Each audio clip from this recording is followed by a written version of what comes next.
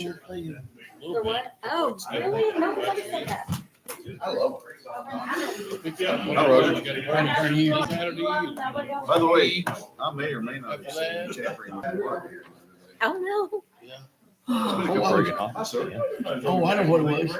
I was checking to see if it had a leak. Huh? You can only have glow in the dark balls and play it nighttime. You have a disco balls at each My job. tee off. Dip the water out of it What so I can side. see. Yes. What was that Midland Bowl you used to do that? Yeah. Gosling Bowl. That's the YouTube's on.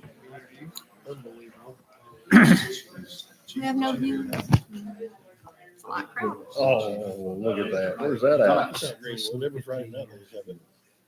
Yeah, look at that. You got it? All right. If they ever hold a park there, they got little T-box lights out there, and the green got Look sticks at around. there. Thank you.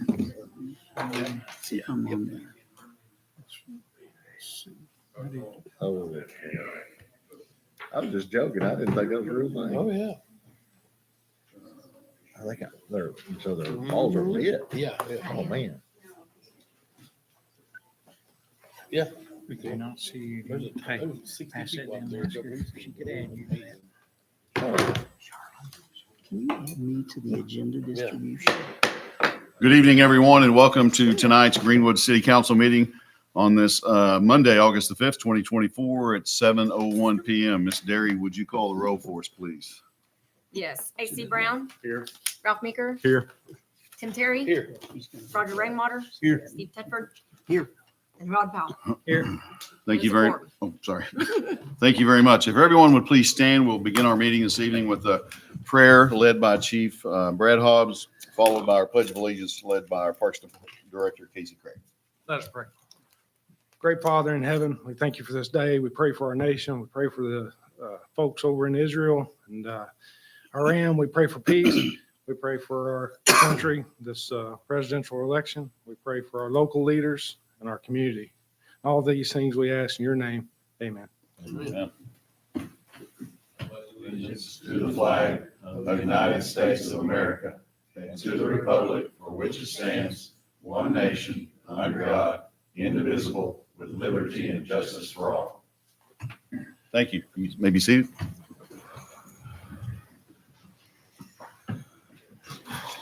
At this time, I would ask the council for their consideration of approval of the minutes for the July 1st, 2024 regular council meeting. I'll make that motion, Mr. Mayor. second. I have a motion and a second. Mr. Brown. Yes. Mr. Meeker. Yes. Mr. Terry. Yes. Mr. Rainwater. Yes. Mr. Tedford. Yes. And Mr. Powell. Yes. Unanimous. Thank you. Next on the agenda is recognitions and acknowledgements. I want to thank everybody for being here tonight. And I do have a couple of things to talk about real quick. Very proud and for Casey Craig and the Parks Department, Parks Commission to just keep receiving donations for adaptive playground donations. I know for sure, Farmers Bank recently $100,000 to this project. Today you received $2,000 from Prime Acres. And I don't know of all, everybody's looking at this and it's a great project. So thank you to those folks for doing that. Freedom Fest recap. It would take me all night to talk about how great it was. One of the best we've had, if not the best we've had. Thank you, Casey, for handling that and managing that. Record number of vendors, I understood. Record number of food trucks for sure. I don't know about attendees, as our good friend Dewey Hickey likes to say, ministeriously speaking, there were 3 million people there. We're not sure that how many, but there was a good crowd. Everything really looked smooth and went very well. So thank you for that.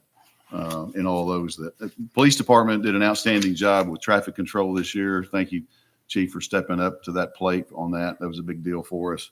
Street department, everybody did a great job. It was just really run very well. So thank you. I do want to recognize or acknowledge tonight something not so wonderful that Lance Terry's mother has passed. If you knew Miss Terry, she's a wonderful lady. And Rod's it says it was your dad, right, Rod? Yep. Passed away just recently too. So continue to pray for those folks. Got news today that Teresa Burchett over at Osborne Agency, who is also our chair of the Water Wastewater Commission, mother passed. So keep all those families in your prayers if you would.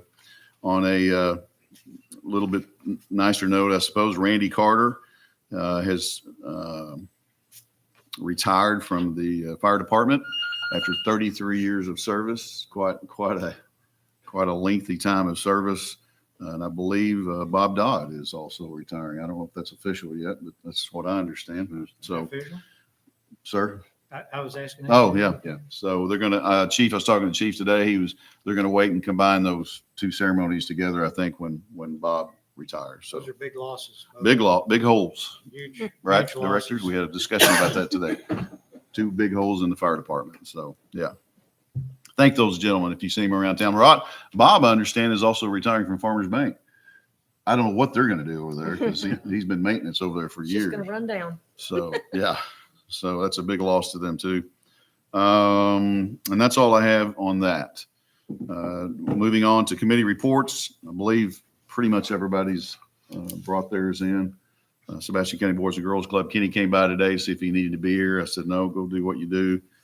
So SRCA, Parks Commission, Mr. Goldstein's here. If you got any questions for Joe, Water Wastewater Commission, those reports are in your packet or on the tablet. And again, if you don't see anything or if you have questions, let me know, or better yet, let Danielle know and we can get you some answers of that. So next on the agenda is Citizen Forum. We do have a young lady that signed up, Ms. Paulsa, if you would like to come to the microphone. So we give you 5 minutes. If you'll speak give us your name and address, and then you have 5 minutes. Tammy Paulsa at 38 Eastleigh Loop. I talked to you, about it, Yes, ma'am. and I was just wondering if you had gotten anywhere with it. We are, so explain to the council. I'll let you tell them why you're here, and then I'll answer your question. Denver, closest to the cemetery before you get to 71, on this side of Denver, closest to Eastleigh Loop, there's not a ditch, Right. and it's just flat. Yep. So there's a dirt road on the other side of Denver, and when we get, the climate change has changed, and when we get a really up in front of my front door and driveway. And I've lived there 31 years. I'm the only one that's ever lived in the house, and I have fought this, for a while. And you're at the bottom of the street. Yeah, Here with that road. right. So- You're at the bottom of each loop. Yeah, it's like a little, makes Kind like of a half a a cul-de-sac. cul-de-sac. And I'm right there kind of at the end. And they have helped me. I'm not saying they haven't helped me. They helped me with my driveway. They raised it, and then they put the little dip in the road. They made a little dip in the road. But when we get the really hard rains, that's when I have the trouble. It goes through my flower beds. It almost gets in my front door. It has got in my garage and got in so far to my living room a couple of times. So to answer your question, we're still looking at it. Jeff Turner he's not here tonight. He had to take his daughter back to college, I think. But so you are on the list. I couldn't tell you exactly where. You're not at the bottom. That's a good thing because we and I have been talking about this quite a while. Right. So she's right. We've done a couple of things to try to help it or Band-Aid it a little bit, and it works okay with a light rain, but not a big rain. Uh-huh. Some of the issue, a little bit of the dirt is coming. You're right. It comes. It's what's the road there? Damascus. So it's coming off of Damascus Road, which is not paved yet. When that gets paved, hopefully one day, that will help because there'll be more. We'll probably have a drop inlet there coming down with curb and gutter at some point and that sort of thing. The issue with that happening very soon is that although it be a city street, I think there's 5 houses up there, give or take. So we have to kind of weigh what we should do first, if that makes sense. And we talked about this. So that's in the future. The other thing we can probably do, and I've talked to Jeff, and he has, I don't know that Mr. Brixey has been out there. He's an engineer that we use, but we've requested him to come and look at that. Because okay. I can go out there and look at it and say, well, if you just dig this ditch deeper, it'll fix it, but it might not. Right. So we've got, that's on schedule to happen, and I'll get with Jeff tomorrow to see where we are on that. Okay. But I appreciate you coming, and You're And right there, you're at the bottom of the hill, so it's tough. right where that cul-de-sac starts. If you're looking up easily, loop towards Denver, you're just a little bit to the right. Right, uh-huh, There's another house beside you. yes. You'll Now share that a one driveway? does, that one does get flooded. That's the Yeah, because abandoned house. it is right? Yes. right in line Yeah. with the street, the other house. Right, That So house that- is abandoned, and we've been Okay. working on that for quite some time, but even when Casey was, now it did sell, So they do It have a did? swell. yeah. that's good. That's Yeah. that's good news. I know, I was like, yeah, There's a swell at the bottom, Yeah, and they're also Kinda- at that, where that curve, or when that cul-de-sac begins. I think we did this. There's a little, somebody poured a little curb, a little extra one to try to divert it out in the middle of the cul-de-sac. And yeah. I don't know how much good that but does. behind your house is Hartsel Creek. No, there's not a creek back there. That's a little further back. Yeah, Okay. there's pasture back there, It's just- Hester Creek. Okay. yeah. All the drainage ends up going to Hester Creek. I think doesn't your back stay pretty wet a lot or not? Yeah, yeah, it stays pretty. I know wet. I've been to the house next door. Yeah, now that one that you're talking that was vacant, she really gets it bad. I Is there haven't- someone in there now? No, Okay, no, okay. it's been vacant for a while. Yeah, okay.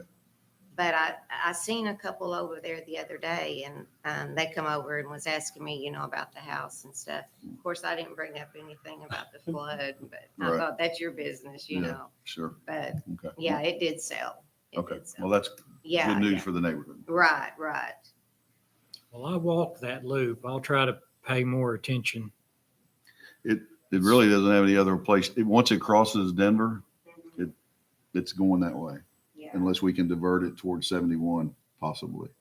Now on That's where I that, don't, go ahead. sorry, on that one side of Denver, or Easley Loop, on that one side, it's got the deep ditch. Yes, ma'am. But on the other side, it's just flat. Was there any way that we can just do like a parcel up there, like, 10 feet or whatever to, That's what I'm waiting on. Yeah, I don't want to dig. And Jeff was reluctant to just go start digging. We've got the equipment to go in there and start digging that out. But if you do it and not know where that's going to go, it may not flood her. It may flood the house beside her. So we're kind of waiting on Brixie to give us a little advice, Do we Yeah. know? and we can speed that up. I mean, I can get him. Yeah. Whether Well, and if he can't do it, I'll get somebody else. I don't know anything about streets, but to me, it would need to have what is that round deal that goes under the ground, the water goes through? Like a drop inlet where it to go, Yeah. for it to I go think something. it's You talking about a yeah. culvert under the road? Yeah, like on the other side, where it's real deep and it runs through that. It's a tricky business when you're trying to Yeah. get that to go in the right direction for sure. So- Right, right. And I appreciate your patience.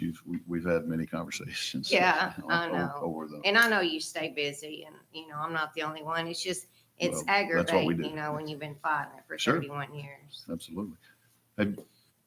Is that Damon's beside her, Sadler?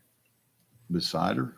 So beside the neighborhood. I'm just wondering. Oh, yeah, I'm just The next- wondering if our drainage easement goes over. goes over, because if you could capture that water first, take it over, Yeah. and come behind the neighborhood and send it That to is, Hester that is Creek. Mr. Sadler's. I should be, I think. I guess behind her is still Mr. Sadler's too. I would, yeah, Yeah, it goes. you got all of it. Right. Well, I do believe she has problems. Oh, there's no doubt. I've been out there when it was running down the road. These straight streets going downhill can cause a lot of trouble. And when you're at the end of it, it's, And if you pave them, it just picks that water up and makes it go faster. So I will definitely get with both Jeff and the Brixie firm tomorrow. Okay. And if you would, don't please call me. If I don't answer, Danielle will answer and okay. We'll get you back something back. Okay. Thank you a lot. Oh, you're welcome. Council have anything else from this past, Palsy? Thank you, ma'am. I used to walk that street.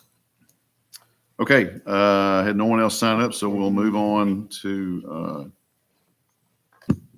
financial report. I guess Mr. Marsh is up. He's getting the mic. Okay, first I want to mention our bond, our 2020 series bond that we have. We have received notice that it is now time for S&P to do a ratings review on that bond. So we're going to have a ratings call sometime in the middle of this month. We have received the preliminary paperwork on it. I'm in the process of making responses to that. And then during the analyst call, we'll have a conversation as to what impact our responses to those key questions regarding the economy, regarding the actual city sales and use tax that bond is doing over the past, the future. And right now we're at a triple B stable. So we're looking to make sure that that stays either there or increases, and that just lowers the borrowing to the city should we future. It impacts the city's borrowing ability all over, not just a specific revenue bond. Okay, so number two, we'll get into, there we go. The key financial tax revenues data, the city sales and use tax budgeted growth for 2024 was 4.5. It still is. The year-to-date cumulative is 4.41, even though we enjoyed a month-over-month increase, and you'll see that shortly. Our cumulative growth above budget is down 0.09%. So we're still hovering right around the 4.5%. That's something that we're still watching, but I think we're going to be pretty comfortable at that 4.5% number. Count a little bit of a different story. Year-to-date cumulative growth 24 over 23 was down again 0.27%. So our cumulative growth above budget it's a decline of 4.77%. So we're going the opposite direction in the county sales tax. A lot of that has to do with one of the biggest tax remitters and collectors that contributes to the pool, which is allocated to us based on a census, is Fort Smith, and they're not faring as well as they should as far as their tax collections is concerned. Advertising and promotion tax, 5% was the budget. Cumulative peak growth for 2024 is 5.21% or 0.21 above budget. But I am going to give you a little bit more on that because of what happened with the Freedom Fest impact. And I want to show you what that did. It has mostly to do with the food trucks. There was 14 food trucks that remitted A&P tax in the month of July. So the total remittance was $1,657.04. I called it an event fee. That is a new revenue. It was the fee that was charged for them to have the opportunity to be at the Freedom Fest in order to sell their product. That generated $1,400, and that is a new revenue. So technically, when that was added in, I'm going to remove the impact of that new revenue, which was sort of an anomaly if that is the case for this year over last and over the current collections. If you remove the $1,400 from the revenue side, the impact would be your cumulative A&P growth was only at 4.12%. So you see what that revenue that was generated by the food trucks did for the cumulative through July. They remitted within a week after the event was over, as a matter of fact. So the prepared food, just a little bit more, the prepared food sales tax collected was $257.04. You realize that's 1% of the prepared food revenue sales. So the retail sales total, if you were to divide that number by 1%, it's $25,704 for that one event for the 14 trucks. The simple average per truck was $1,836 per truck. Now, that's not how it actually panned out. There were some revenues that were much lower because they weren't there the whole day. And then there were some trucks that generated a lot more revenue than that simple average. But so it was a very good event for most of the vendors that were there, as well as on the food truck side, as well as the A&P. It impacted the A&P very favorably. I just wanted you to see that. That's a little bit more of the numbers behind the numbers. Way to go, Casey. You're welcome. So City sales and use taxes. This is the chart that we're maintaining, and this is what I wanted to show you. This cumulative or this change, July 24 over July 23, was up 1.81%. However, our cumulative dropped at down to 4.41%. Still favorable, still in the ballpark of where I think our budget's going to end up being for the remainder of the year, probably at that 4.5%. As far as the county, though, this is a little different. We went July over July to a negative 1.5%, and that brought our cumulative down to negative 0.27. So just to give you a little bit more, I've taken off the January, February, March, and April numbers are there. So the first 3 months of the year are hidden, but you have in 5 months, actually through June, yeah, that's through July, 7 months. 5 of the 7 months were negative for the county sales and use tax. Only 2 months had a positive growth for the cumulative, one of them being the April month. And it was not even over 1%. It was 0.38. So initially, I thought that we would end up somewhere in the 1.8 to 2% growth. Might not even be that. It might actually be flat, where there is actually no growth. Just so you know, that does impact the county operations, the operations for the general departments that are funded by the county sales and use tax. It does not impact the numbers that are pre-distribution, which comes to the lot fee side. And there's also the amount that's distributed to the Boys and Girls Club. That's pre-distribution. So the rest of the money then gets divvied up by the percentages that you all assigned to the department's planning, animal control, police, fire, missing one. Also sidewalks gets some of that money. So that's a number we do have to be watching. And as far as the cash flow is concerned, for the month of July 2024, our fund balance is up 7.59%. Now, you know that with all the capital projects that we had planned, that number should have been actually lower, much lower. However, there is something that's impacting this, and that is the encumberment, or the fact that we went out and got that $750,000 funneled into our general fund for the splash pad.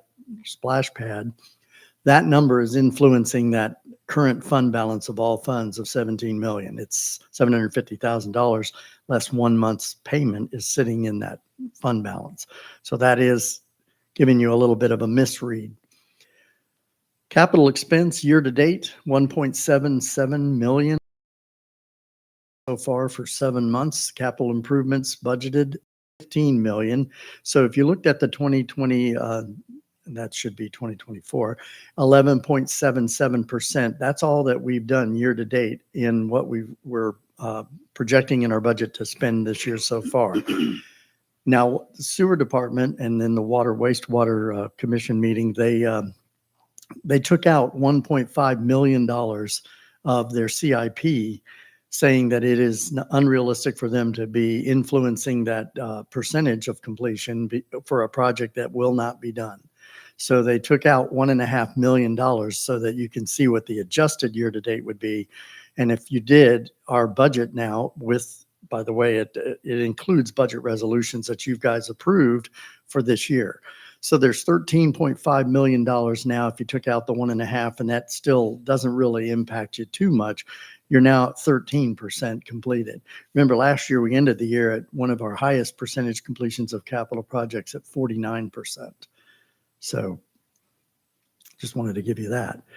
There is some other things that I will be showing you later as these resolutions come up that might give you a little bit of light on where the finances are, and I'll turn that back over if you're so inclined to the mayor to go on with the next agenda item. Well, Tom, Yes. I've got a little brochure, a solar thing, to run your house and stuff, it just made me think on, how's our solar working out? I can give you a detail on that at the next meeting if you'd Okay. like. I haven't looked at it right now. We're probably at 0% in savings. The savings is going to come. We talked about this. We don't own the actual plants, the 2 solar plants. We're having to pay at a discounted rate for the electricity that's generated and sold over to ABEC and SWEPCO. And then SWEPCO takes that off of the bills that we get. So we're actually paying SWEPCO less the amount of energy that we sell them during the year, but we're also paying Scenic Hills Solar. At the end of our 6-year period, we have an opportunity to purchase those power. Time, the amount of money that we are paying to buy the solar energy that's being produced by Hills, and we will no longer have those payments. That's when you would reap the major benefits to the solar. Right now, they're doing it because they're gleaning off the tax forth because they're a private enterprise for those that project, and we had no cost associated with it other than the land purchase that we did. So right now, it's not a major lucrative endeavor, but it is a better green footprint. As far as the what it's going to look like in the future, there is a cost associated with purchasing those, and we have to talk about that probably next year or the year after to see what your desire is as far as whether you want to go after buying the plant. And subsequently, they would enter into a maintenance agreement with the city where they would actually, they or somebody would actually maintain that plant for us at a fee, a little bit of a service maintenance fee per month. I see. Thank you, sir. All right. Thank you, Mr. Marsh. Anybody else, council, or anyone have any questions or comments for Tom? If not, it is agenda additions. This morning we had none in our meeting. The chief was, he might, but he's not here tonight, so we will not have any agenda additions unless the council has.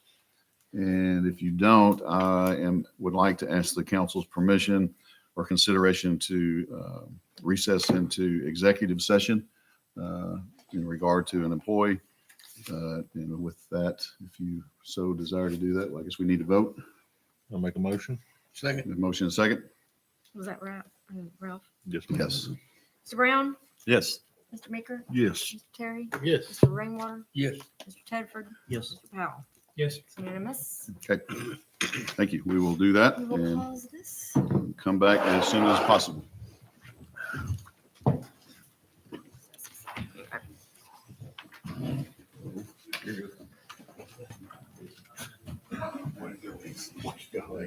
We told you not to. I don't want to gut you again. Oh, I see. I don't want you to bleed out on the stage. I know.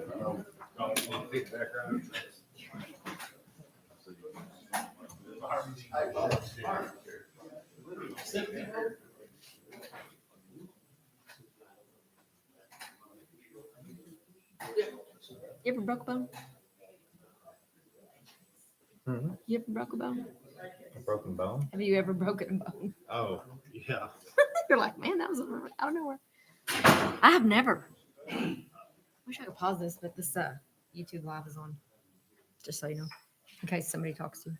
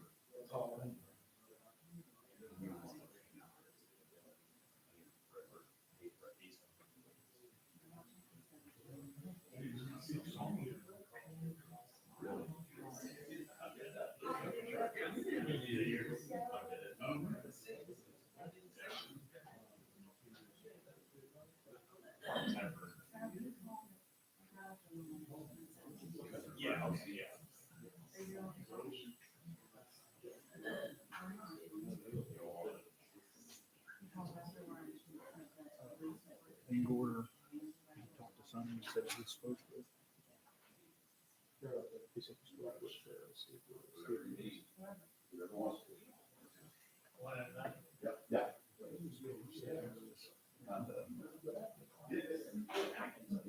he didn't want to sell it. He offered Van Gorder to lease it. Yeah, that's Van Gorder, they turned it down.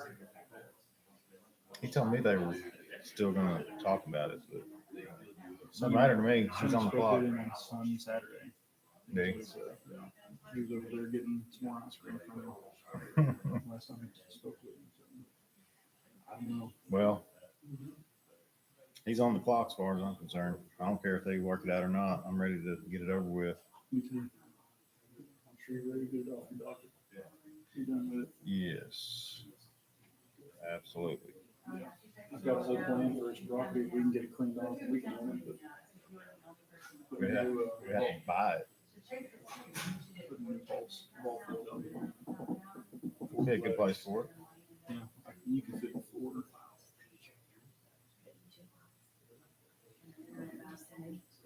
Cannon will be heard.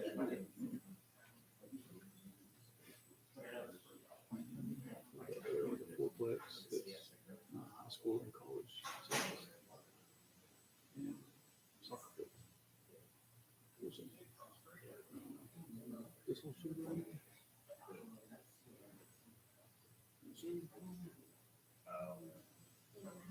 Do what? I'm sorry. Probably.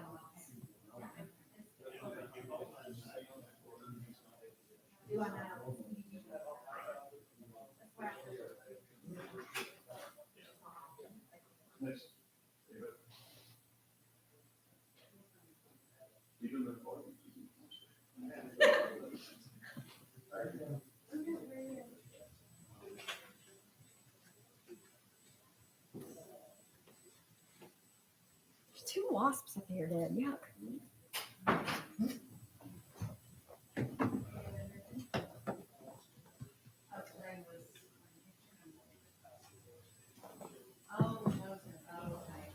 How's summer been treating you?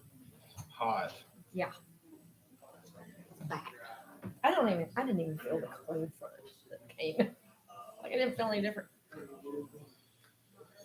Oh, but it's Arkansas in August for you. That's right. Gotta expect it.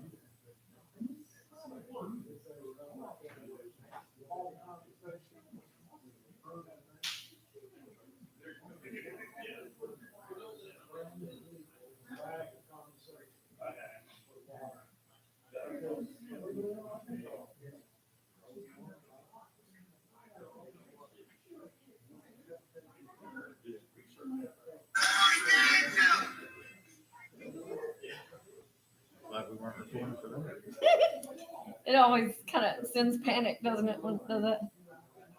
Does me. It's like my heart jumps. I'm like, oh God. Everybody knows I'm not paying attention. Doesn't matter now.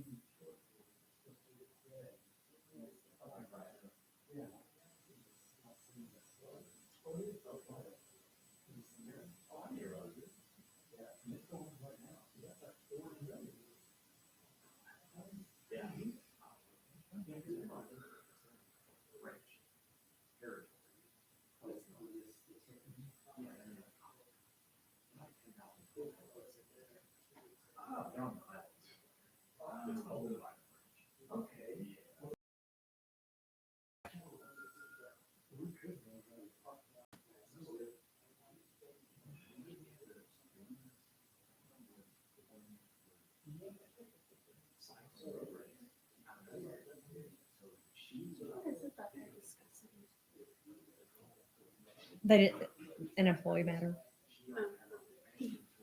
That's what they said. That's what he said. He needed to discuss an employee matter. That's about the only reason they can go into executive session. There's only like one other reason. Boring. I was wondering if it was anything. We'll see. Maybe if they come out and take any kind of action. Yeah, I guess. If not, it'll always be a mystery. So you guys have tried what I can. No, yeah, it's a FOIA thing, you know. Yeah. You can't record them. Makes sense. You know, always, way later, somebody will be talking here, or they'll recall a previous executive session of years past, and they'll be like, I don't know if I'm supposed to say anything. I'm like, it's not like it's forbidden to even talk about what was talked about. It's just that we can't listen and record it and all this stuff. Yeah. That respect. If they want to talk about it, I can take it down. Yeah, we have to. I'm still new, so I'm letting people with better legal minds. Oh, Legal stuff. oh yeah, well, it's just FOIA. Yeah, we don't love those, but it's part of it. Part of being transparent. Oh, on the contrary, we love it. Do what? On my end, we love it. I bet you do. Like, let's get them. I've only ever had to use it once. So, just because Crawford County was like holding the election filings. So I had to go there Friday and be like, okay. Oh yeah. Yeah. I've got the law on my side. You're welcome.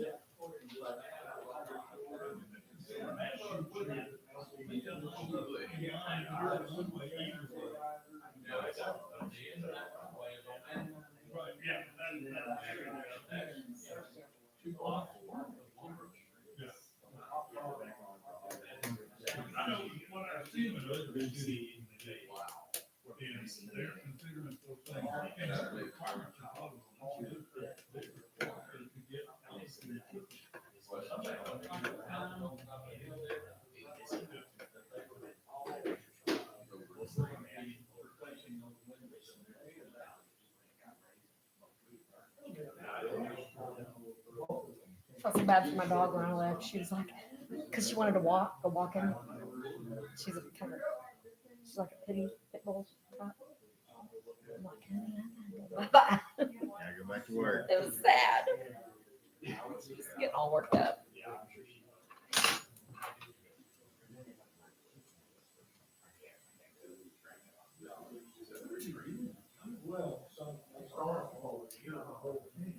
I got a bug bite that's in the worst spot.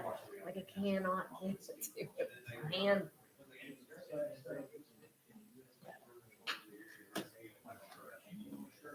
I have a garden there. It's just Mosquito City.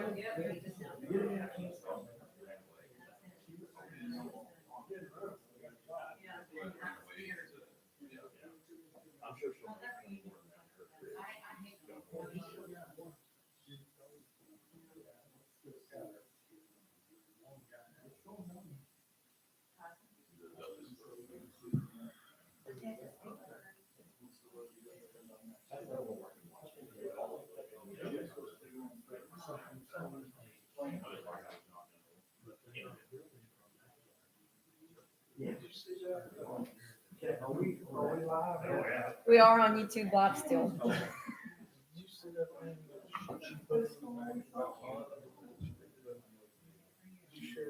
About what? I saw it on the agenda. No, I didn't share. We didn't look at it. I was studying something, I come across it, and sent it to her. You read this the way I read it, it was like a state law required to be bonded at all. I'm not sure. I know, I wasn't prior to being bonded. Yeah, my predecessor, I don't think were either. Before, but I've got an Arizona emissions policy.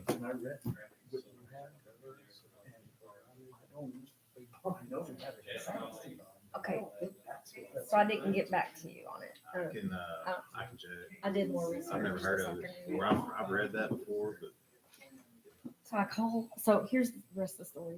I'll just tell it. So I researched more on it today. I talked to Teresa, Teresa Burchett, who does our insurance. And she's familiar with this. And she's the one that explained to me that this is for if we like steal from the city.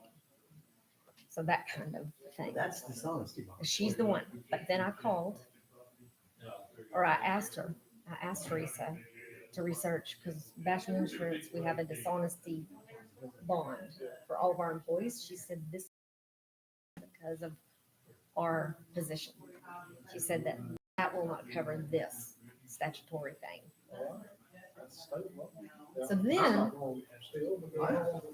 So then I was going down a rabbit hole looking at the municipal law handbook. I didn't go get it. Has a part about bonding of city officials. And it said that, I don't know how new, that because of all this bonding business, this old statute bonding business, the state has got a program, and they take it out of the turnbacks to pay for this risk management insurance that covers this, is what I was reading. I called the state of Arkansas Department of Risk Management, and they said, no, that is something that the private insurance industry has to provide. So we can't get out of it. And it's, if the council wants us to be, it's gonna cost. She said, do the minimum $25,000 coverage. It was like $875 a year. The cheapest, yes, So that's one person, so that's not. one $25,000 coverage. Why is the cheap one? I understand the cheap and why is the. Because statute says, specifies Why is this. he's not an elected? I know. There's one on him and there's one on me and him. That's kind of weird. What about the fire? That's what I was. No, I haven't seen that one. Well, I think it's because of I think he had a good tickets, lobbyist. because of people have been dishonest and kept the money. But I think it's where it comes from, where it was born from. Now, I don't know. What would the city attorney be able to do? I don't know. I've read that. That's pretty common in old archaic statutes. Yeah, I've never seen it or heard about it being done anywhere, but I have an E&O policy on myself, so I figured that would probably cover it. Go get your own. Well, that's what I was saying, it's expensive. it is. It is expensive. I mean, good lord. The chief of police one is $1,250 a year for $25,000 coverage. You're a little more expensive than us. Well, I'm wondering if it's involved in civil lawsuits like failure to train and stuff like that, but I mean. She recommended $25,000 Municipal league covers. due to our strong internal control. What about our municipal league dues? Let me go get the handbook and show you. It's in the municipal league handbook. I mean, not this thing. It's one of those publications. Let me go get it. I'll let you read the part that led me to calling the state agency that this was talking about. I was afraid that if we bring it up tonight, they're gonna ask me questions. I came across the statute, I was like, I don't think anybody for me. like Also, even- I asked this Like question even in my Keith Jennings in there. Facebook group, it's closed in our case. And he saw it. And he would have called and said, hey, we Is covered. his name Keith Jackson? Or the tight end for Keith Jackson. Jackson play for the Eagles?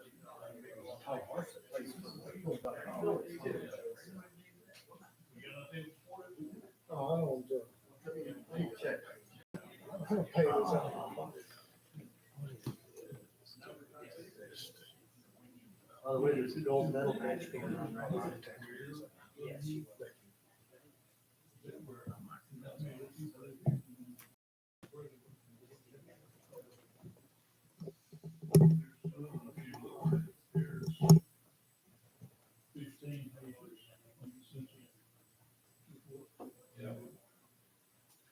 Well, I'll buy one, I guess, if I got to. I don't want to. That, I call them. They're talking.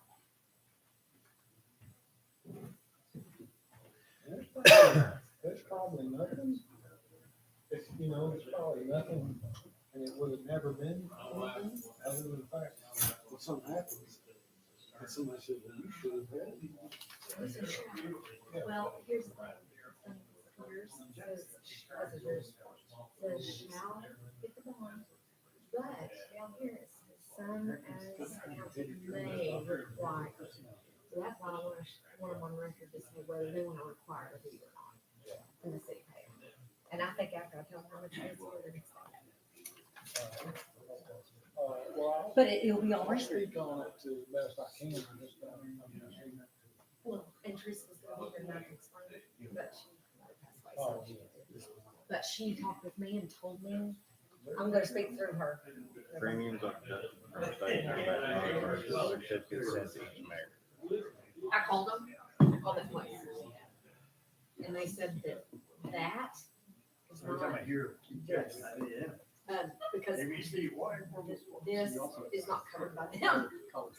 Like she said, this is not, we're not covered under this statute by that. Isn't that weird? I think it's so weird. We're just trying to get them on record to say they don't want to cover it, and the council doesn't require it.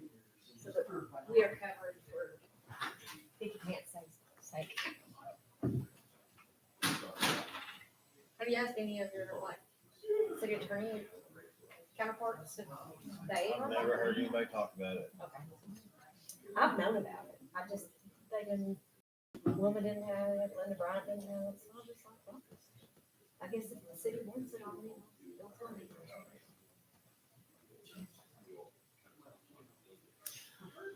I'd be happy to get one if I need to. I will pay for it if they want us to have it. I'd have to have one for 4 or 5 different, yeah. Well, if they. I might be able to get one. What I'm saying, well, maybe, I don't know. but, yeah, I don't even know. Oh, I think it's per position, Teresa said, per position, like your position here, your position there. But if those other city councils don't want you to, then so be it. You know, I don't think they're gonna go where I don't think they're gonna want it. That may surprise me.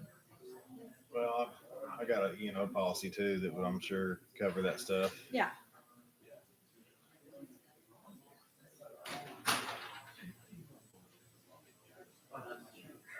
Well, mainly it's the staff.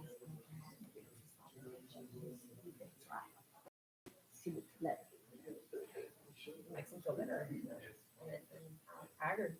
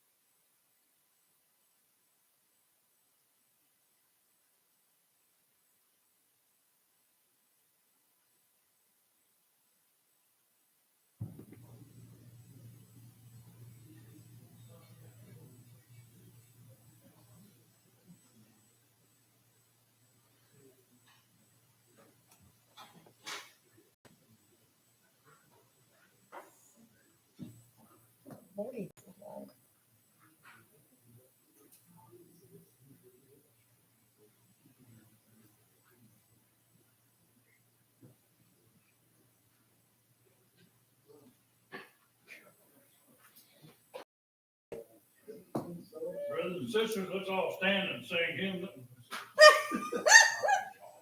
You being a pastor, pretend pastor? What? Are you being a pretend pastor? I'll be a redhead, you know. I have a license to preach the gospel from Baptist Church, Southern Baptist Church. Do you really? I do.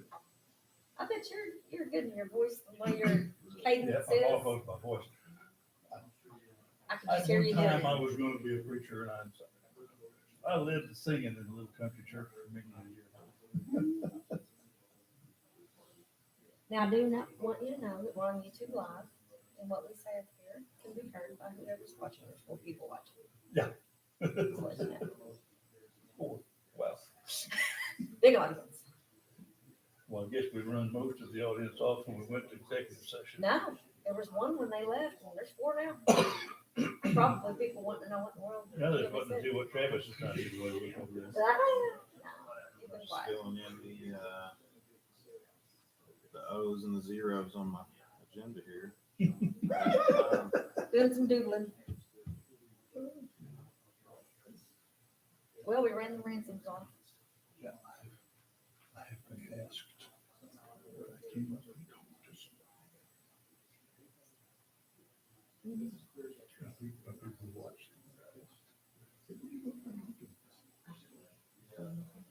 Because they can recognize me, they can't really hear what you're saying, but they can see it. We were talking about the weather, okay? Fortunately, when I come up to talk, people get on me, I'm just getting about some You nonsense. networking?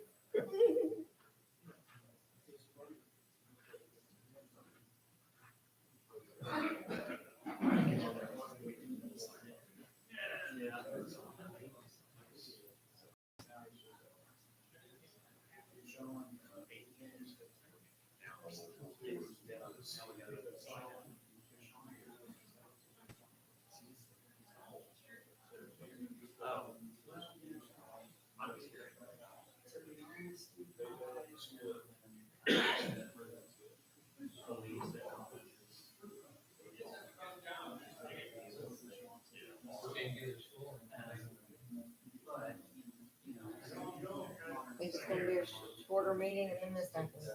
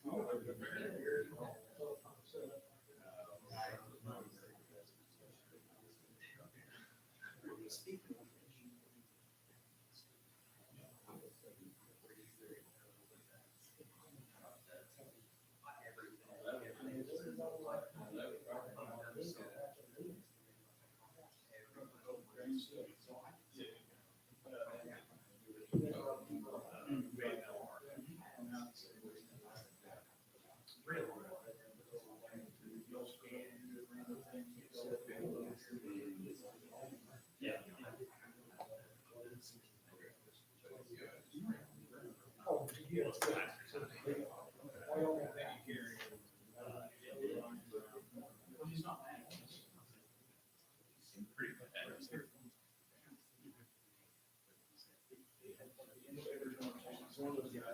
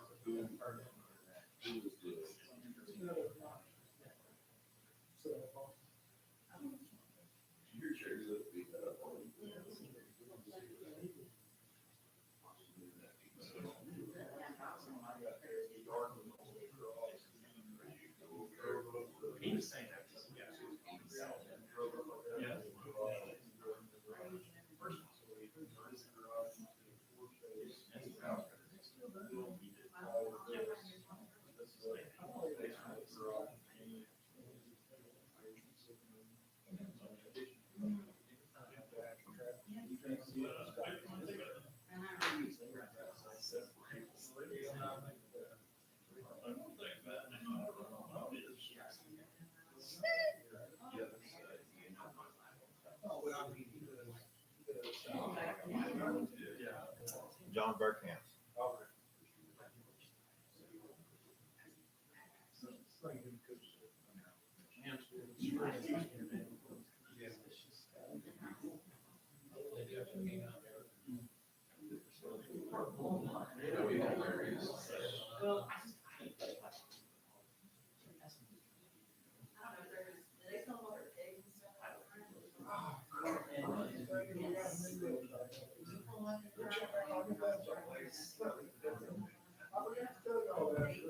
You've got one?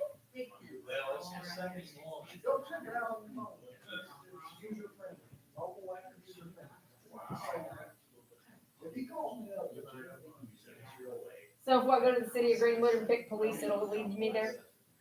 Yeah, just Greenwood TV, and it'll pull up at first. How we did that.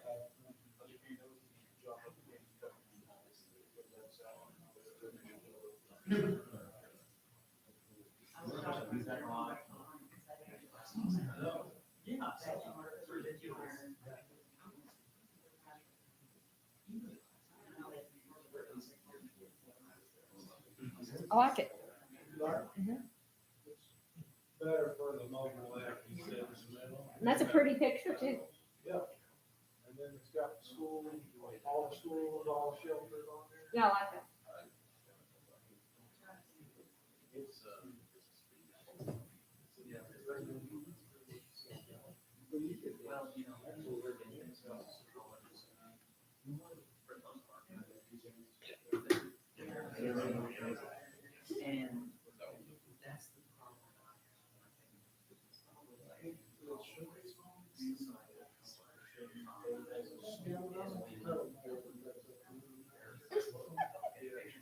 It's okay, you'll still have time.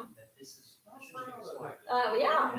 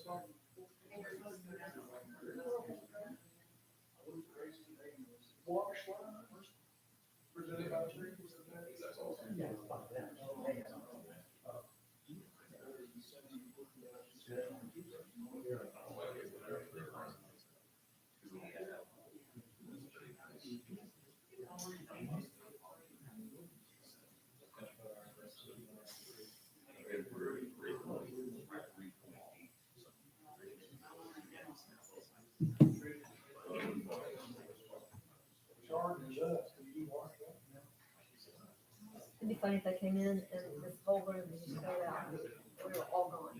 Working on it. What are these popsicles things?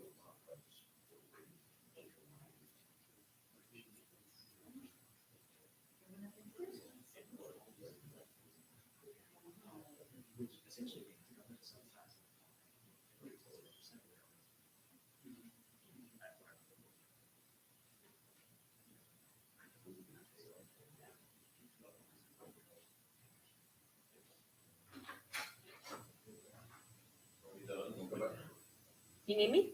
I don't know. Yeah.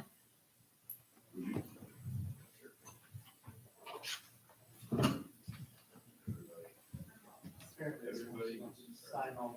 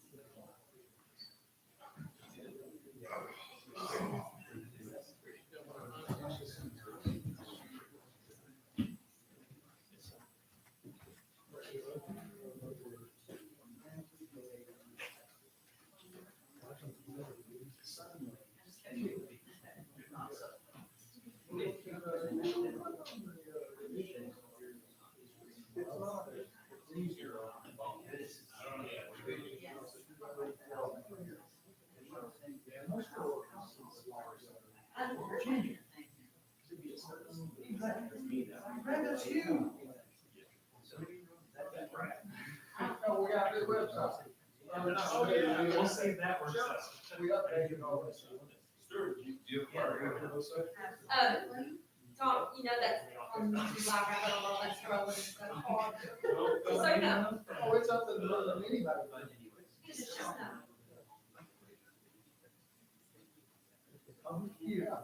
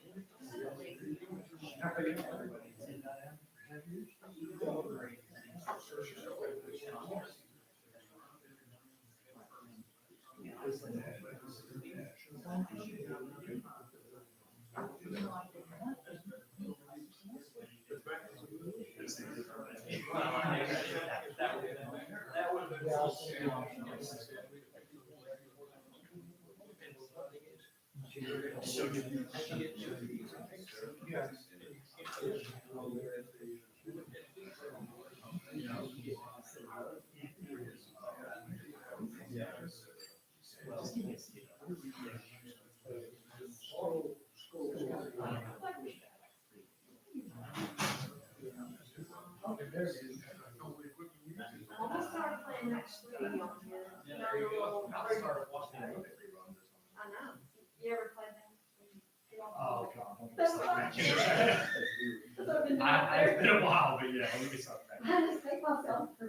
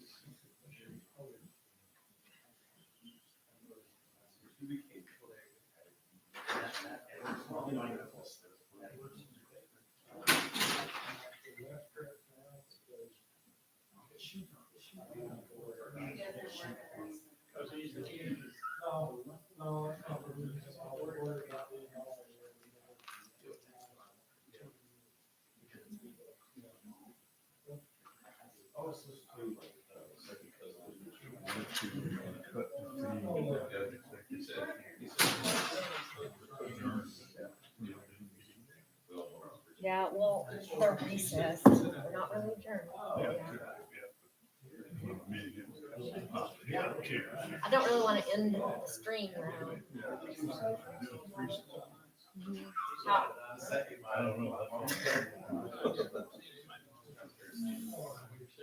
How- I try not to. As a policy, because I don't want anyone to ever accuse me of cutting and pasting something and cutting it out. What you do is just, you can freeze it. So then like that's when they could tell. what set it up with, but they use screen for you, meeting and recess. They didn't set it up for me. It's YouTube Live. They didn't set it up for me. It's YouTube Live. This is YouTube Live. This is not even the But there's a IT. screen you can click to the. Well, I would have to end the stream. In recess. Well, they don't, it's not for this. It's just for any live video. So they're not gonna have those little deals. But if I were to. Don't risk it, you don't want to start looking at the deal. No. Yeah, because you want people to know the meeting is still going on. Mhm.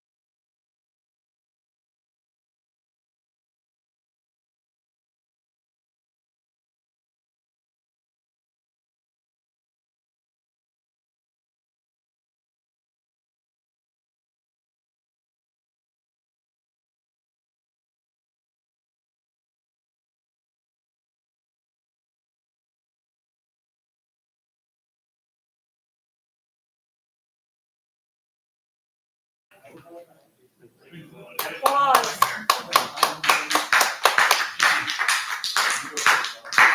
They returned the light. Coming back in on first. Guilty.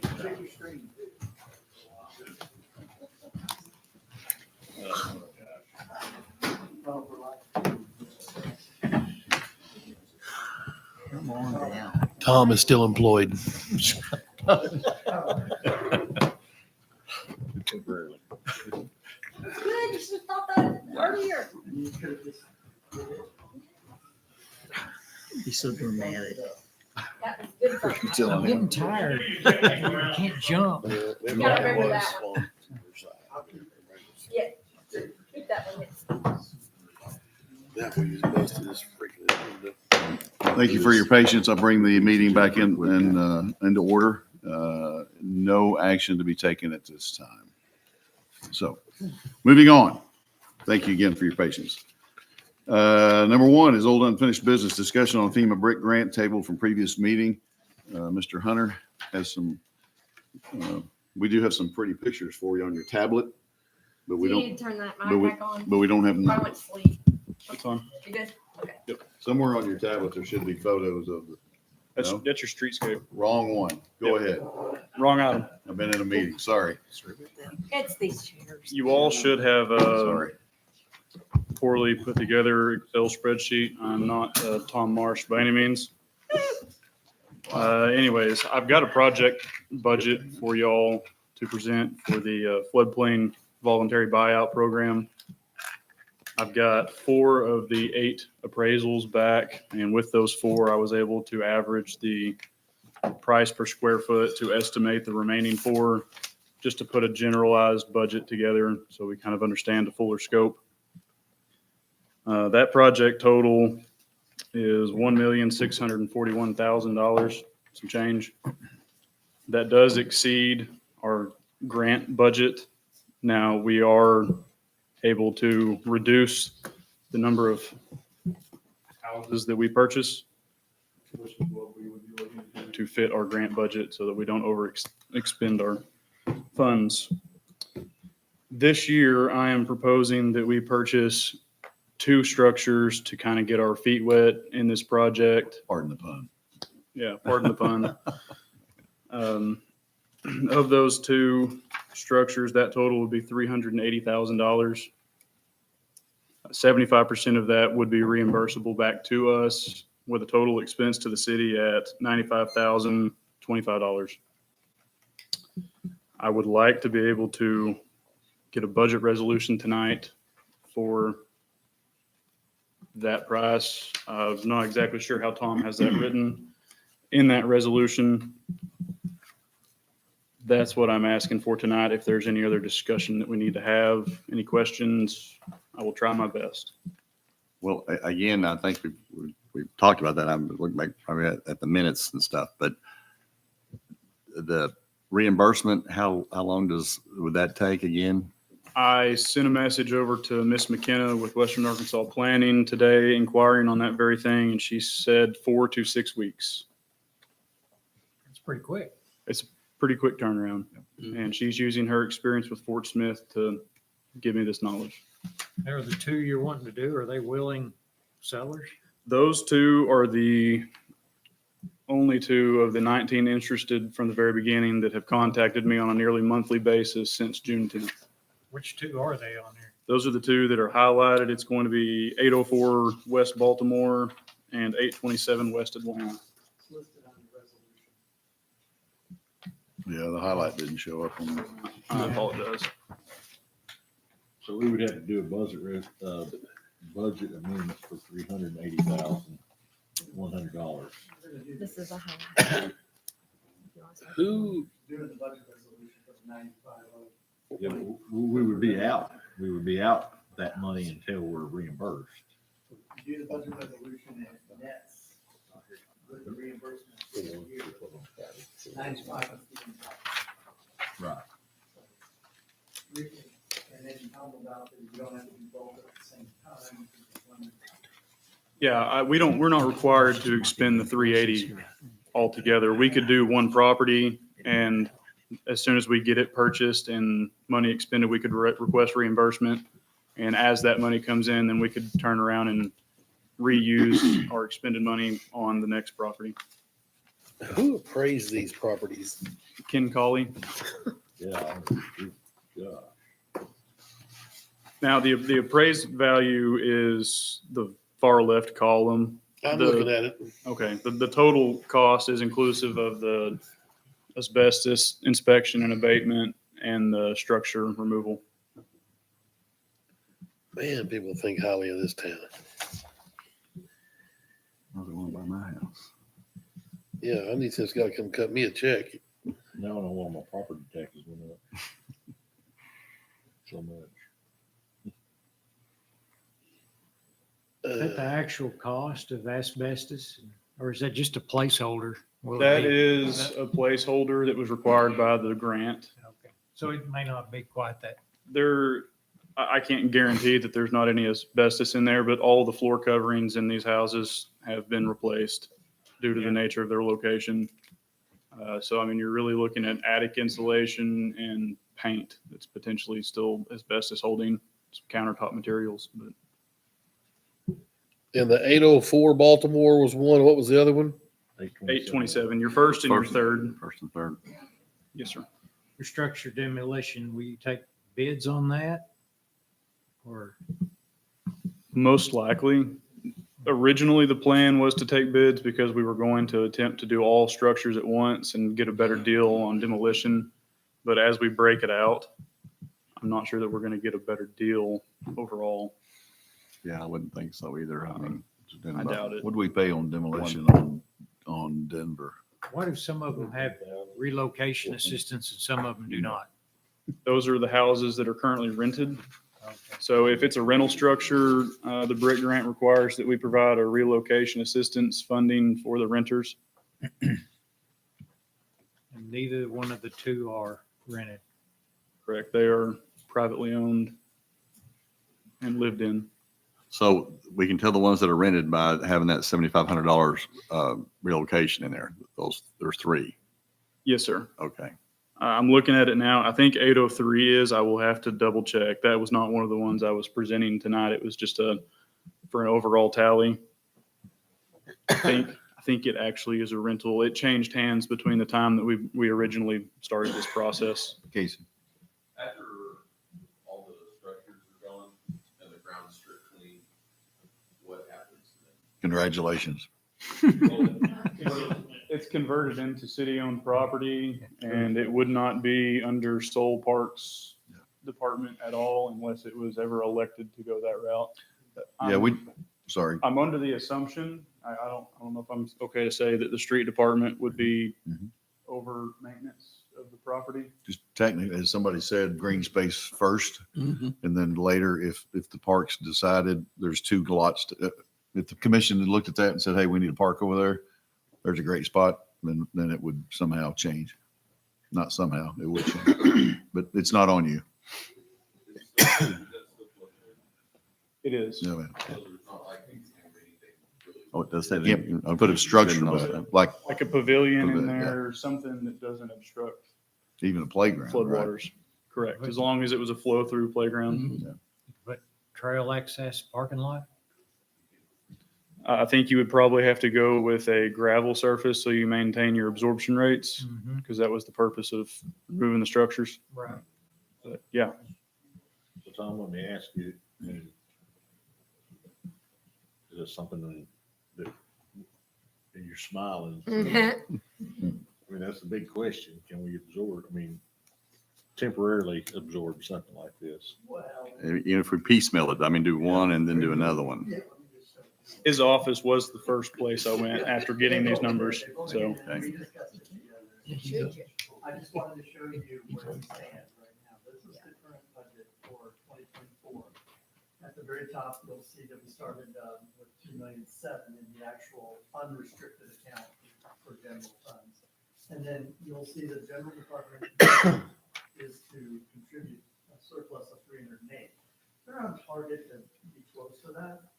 As far as the other departments, these are the ones that would come in and either take away or add to the surplus or deficit from the fund. So the budget currently says that you're going to end at 12/31/2024 at 2,209,000. So I had to give you a little bit more of an impact to that, because when you look at the 2,297,000, the ARPA surplus, in other words, the surplus that was artificially generated as a result of the ARPA money being used for the salaries of public service or the police department, that's restricted in that number. So that's numbers, you can see 2.2, oh, we got the money, but you have to realize that 972,655 is going to be transferred to pay the relocation of utilities for the water sewer on the road project that's going on. Then you had budget resolutions already this year of 63,000. So your revised total debt would be truly unrestricted and not committed is 1.2 million. Now I'm $1 million in my comfort level and in your reserve. That's where you really don't want to go below. You have July 31st on it for their, That's as of right now. so That's the not, balance, right? not the 12/31 date number. Okay, I'll give you this. In the big font. This Right. is the actual today, right now. So what I did is I looked at the 2.7, that's where your balance is as of 8/2 Friday. The surplus taken out of 972 brings you to 1.8. Projected expenses remaining, taking the average expense per month that we've already incurred and rolling that for the next 5 months, you're looking at 554,000. Your projected fund balance as of 12/31, given that they're on target to meet all the budget expectations by all departments, is 1.254. So if you go back, 1.261 is pretty close. Yeah. So you have the money to cover the 95 and still be in the comfort level of the reserve of $1 million that's artificially set. There's a lot of factors that would influence that. Certainly an increase in revenues would be nice. But you also have to look at where all the departments are that are taking deficits from it. Where are they currently on their budgets? And a lot of them are obviously doing better. Their budgets are not in danger of going over. So you may end up picking up a little bit more in there, maybe to the tune of about 100,000 a year. But that's where you stand. It's doable. Given these two pieces of property, you know, if we demoed them out and then, could they be graded in such a way that they would be the first lots that, you know, absorb water if, you know, we have a flooding situation and not affect the other houses, or would the other houses still be, you know, I mean, I'm trying to think, was there any kind of retention that we could get out of these, or if we have a flood, it's still going to affect everybody and it's not going to really do Due anything. to the level of the floodwaters in that area, removing simply two isn't going to change the effect to the other residents. I mean, some of those houses were 4 foot underwater. The original thought process for myself was to get all of the creekside property so that we had the potential to put in a levee or, you know, some other means that would further aid in mitigating flooding possibilities for the other residents. Without a massive buyout program and specifying houses, that wouldn't really be possible. So I shifted gears and went towards more of a getting residents out of harm's way and giving them the best opportunity possible to make that happen. Every bit of concrete we take out of there is technically more absorption that property can hold, but the effect is minimal. Well, not only that, when you have a flood, you have multiple residents affected. If you have fewer residents affected, you focus your efforts on those. Very true. Very true. Yep. And all of these houses were chosen based on the level of flooding that they received. So these were some of the most critical properties of the 19 interested properties. I don't remember the genesis of how this thing got going up. To be just completely honest, I haven't ever really been a huge fan of it. But I'm looking at this appraised value for this 804 Baltimore as $200,000. That's an unbelievable amount of money for that property. I mean, so what you're telling me is if we want to help these folks out, that plus all this line item, so it's 223,550 is what we're gonna spend. Now, how much goes to the homeowner and how much goes to whomever, demolition gentlemen or guys, or, I mean, So he would be offered the appraisal value. right? And everything else that would be included in that 223 goes to their respective parties. The demo and all. Demolition, I mean, we've got closing cost, appraisal cost. I mean, I know for a fact that property was bought for about 60 grand about 11 years ago. And now it's worth 196,000. I can attest to that. I personally bought my house for 70 in 2015 and it just appraised for 219. Right, yeah, it's just unbelievable whoever puts those numbers out, whether it's Zach Johnson or whomever, is a dirty dog. A lot of those appraisals are based on comp. Because what happens Values. is you've got some folks in that area that may be elderly, assisted living, whatever. And whenever this property goes for that much, that's gonna raise the value of all the properties around there, and that raises their property taxes.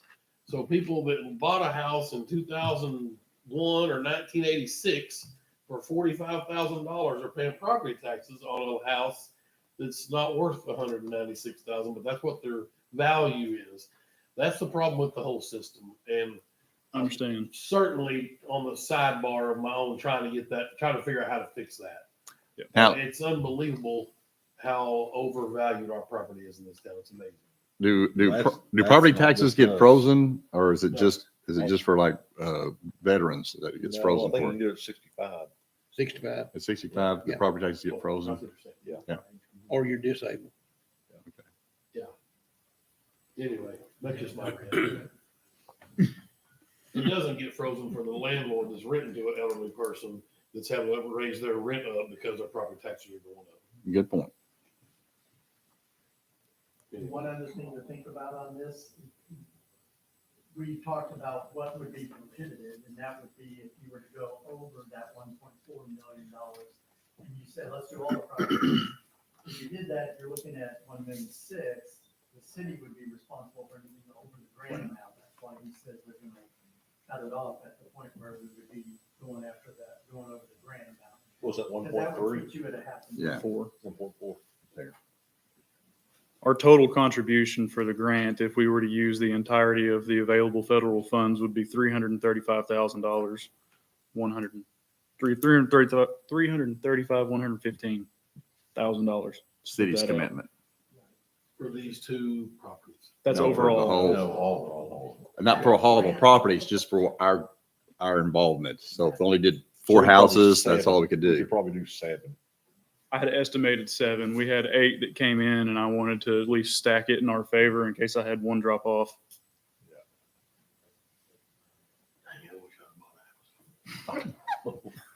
Still can ever get a return on your investment. What would you offer him? $250,000? Why do I live on a hill? Well, If make I might motion make a we adopt suggestion- The resolution. Excuse me. I Second. make a motion, we adopt the We have a resolution. motion and a second to adopt, Is it Ralph? Mr. Brown, I think. Yes. Luke, Mr. Brown, Yes. Mr. Maker, Yes. Mr. Terry, No, Mr. Rainwater, Yes. Mr. Tedford, Yes. and Mr. Powell. yes. It passes by majority. Sorry. Thank you, gentlemen. Thank you, Thank you. Mr. Michaels.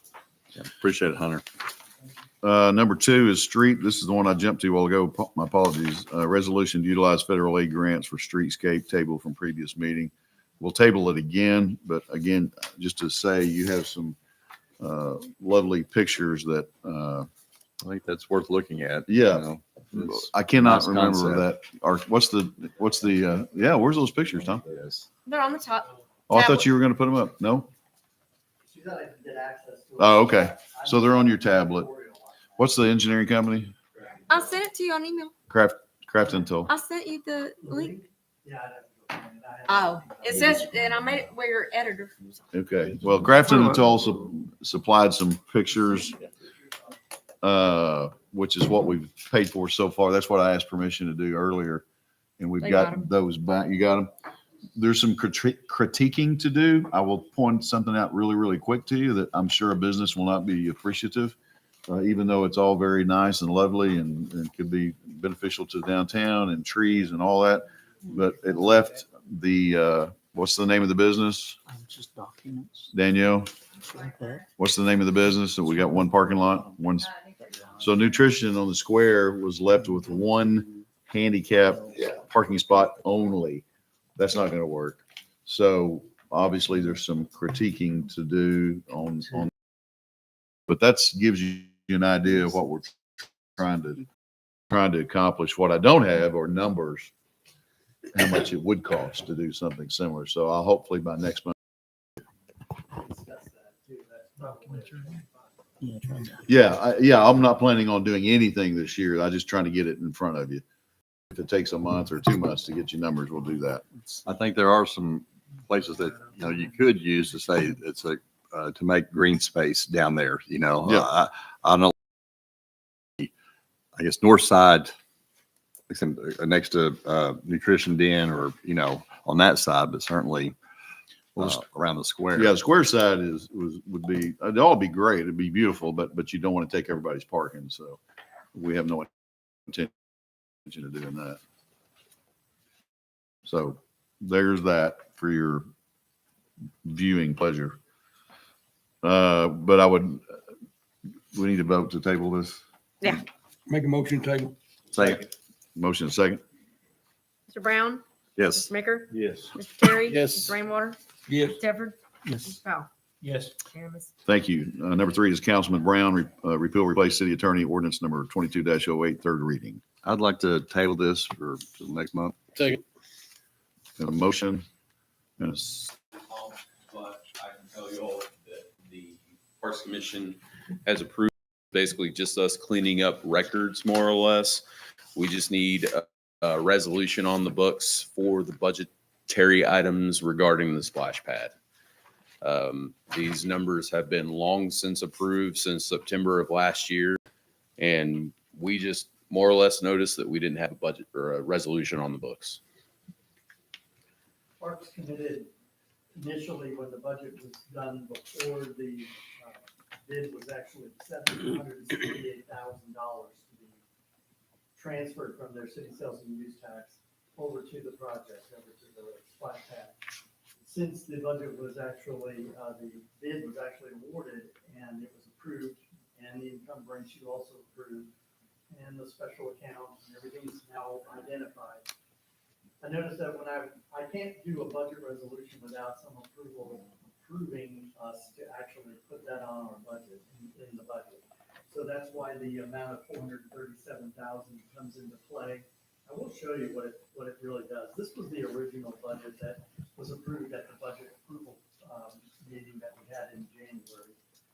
Down at the bottom, there was a transfer for the inclusive park project, $275,000. That has been moved to 2025. That project is a little bit slower funding, so that came off their books. Project material trails, the Bell Park paving and extension, and the city sales and use tax funding portion of the splash pad. That amount has increased by a need of $437,000. So when you look at what's the skin in the game from the Parks Department's city sales and use tax, it's very significant. It's all the debt service plus the 400, now 600,000 is what it's going to end up being. This would be the revised budget. So you'll see the amount that is in capital improvements dropped to 85,000 because that 168 is now down here going to a separate line item called transfer to park splash pad project. We now have identified and isolated. That was where you gave me the approval to establish a new account, a department called splash pad project. So you can watch everything come in as revenue and go out as expenses. And they're needing, city sales and use tax is going to need to transfer $605,000 now. That's the 168 plus the 4, which is in your budget resolution in front of you. Now to show you how that impacts the city sales and use tax funds, the Parks Commission approved their comfort level or their reserve level to $250,000 down to $250,000. So up at the top is what the budget used to be. The 376,000 though, up in the budgeted revenues over expenditures line where they were conceding 279,000 out of their city sales and use tax. That included the 275,000 to the inclusive part. So when you look at the revised budget has a 471,000 impact, which is what your budget resolution is for. And that would drop them down to $184,000. The reason that it's not going to be that number is the budgeted savings on the principal payment and the interest expense, because we didn't do the encumbrance of the loan until July. It was budgeted to be in February. So you're saving 57,000 on the actual principal and 12,006 on the actual, that's real number. That would put you back up to 255,000, or right at your $250,000. This was all presented to the Parks Commission. They've approved that. All I need now is just the housekeeping to get this document to support my entry that I'm going to make into the budget system for our purposes. Okay, so real quick on this resolution, where did the 437,102.82 come from at all? What you just showed us? The budget, I guess I'll go to this. In your financial package, I can bring it up. I think I do. Where are you? All right. Go down to the account and I'll switch it over to this one second. Here's where it comes.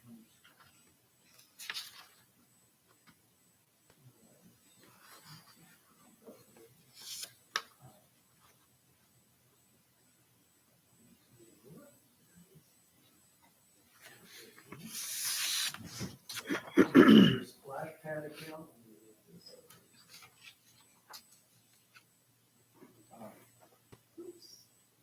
All right, so here's your new department, splash pad. The bid came in at $1,485,000, right at $1,485,000.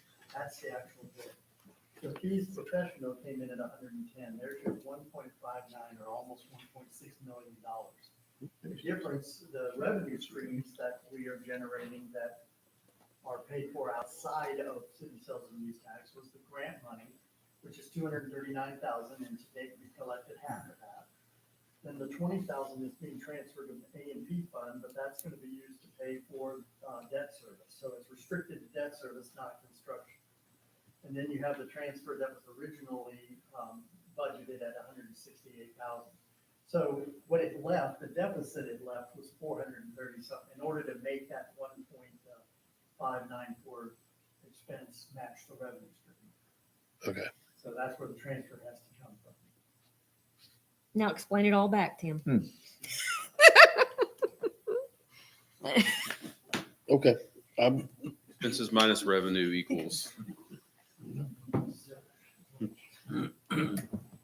Make a motion, we pass the resolution. Second. Have a motion and a second to pass the resolution. Mr. Brown? Yes. Mr. Maker? Yes. Mr. Terry? Yes. Mr. Rainwater? Yes. Mr. Tedford? Yes. Mr. Powell? Yes. Unanimous. Thanks, Tom. Thank you, Mr. Casey. Thank you, Mr. Tom. Number 5, city clerk approval for destruction of records. This is just a requirement. You see the list. Most of it's from the water office. We have a records retention that we go by, so. I make Just need a motion to approval. approve this. Second. Have a motion and a second to approve. Mr. Brown? Yes. Mr. Maker? Yes. Mr. Terry? Yes. Mr. Rainwater? Yes. Mr. Tedford? Yes. Mr. Powell? Yes. Unanimous. Thank you. Number 6 is a resolution authorizing grant application for electric vehicle charging stations. I'd call on Mr. Purvis to give us a little heads up on this one. He's worked diligently on it. Mr. Mayor? My son-in-law is a genuine car nut. He used to work for NASCAR and now he has his own race team. He bought a Rivian electric truck last year. And he's a frequent traveler. And now he plans his trips by where he can charge. And it makes a difference. He'll go out of his way to go someplace if he can get charged up, and sometimes he'll avoid someplace if he can't get charged up. And that's the reality of owning an electric vehicle. Greenwood is a desert for our residents or for our visitors for charging an electric vehicle. We don't have any place, no place around. And since 6% of the new vehicles that were purchased last year are electric, we need to fix that. Most of y'all know that we set as a goal for the Economic Development Committee a couple of years ago to get a public electric vehicle charging station into Greenwood. We participated, matter of fact, about a year and a half ago, we were all hanging around in the office here, and we found out that we were going to need to participate in a weekly Zoom meeting for about 2 hours. And we looked for volunteers, and all of a sudden I was the only one left in the room. So anyway, we have done that. We've participated with Wapatiti and Fort Smith and others to learn how to do this. A regional approach is the way that seems to work best. Federal government has put $7.5 billion out to build these things, to do the grants. A lot of places last year applied just as an individual and it got turned down. It's just what tickles their fancy, I guess, the decision makers. So we formed a coalition with Fort Smith and Van Buren and Greenwood to apply for this grant. We've worked with Wapatiti. They've kind of guided us through this process. Fort Smith is going to be the principal applicant for the grant. We've identified a company called Francis Energy, which is one of the big guys. They're in Tulsa, who know how to build them, install them, and run them. And this company, Francis Energy, has agreed to pay the 20% of the federal matching grants, an 80-20 federal matching grant. We'll get a 1% royalty once they build it and run it over the years. So we'll get a small royalty, but that's neither here nor there. Obviously, what we're trying to do is get this thing built. Where we all kind of settled on was on the square and was on initially we looked at the side of the square by the stoplight, and fire chief came and looked at that and said, there's an awful lot of traffic through the stoplight. We want to be on the square. It's centrally located for our residents. When the Main Street connector is done, it's going to put us right connected to Highway 10. So what we're looking at is the 5 parking spaces that are closest to the street on the southeast corner on the inside of the square. We sat there and kind of watched, and those are some of the least used spaces. The spaces in front of our offices and the chamber and in front of the square itself, in front of the park, they're used a lot, and it's a good thing. But those seem to be empty most of the time. So we think that'll work. The electric company thinks it'll work. They've looked at all of these things put together. We've got another plan. We hope next year to be able to put one on US 71 at Center Street.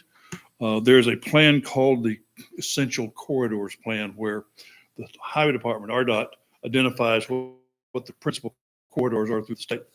They identified our interstates and sent those into the feds as the only essential corridors. We've been asking if they recognize US 71 and US 65 because we're trying to get those guys on our side. And RDOT has, in the commission meetings, they have started discussing that. So hopefully next year we'll be able to apply in that direction as well.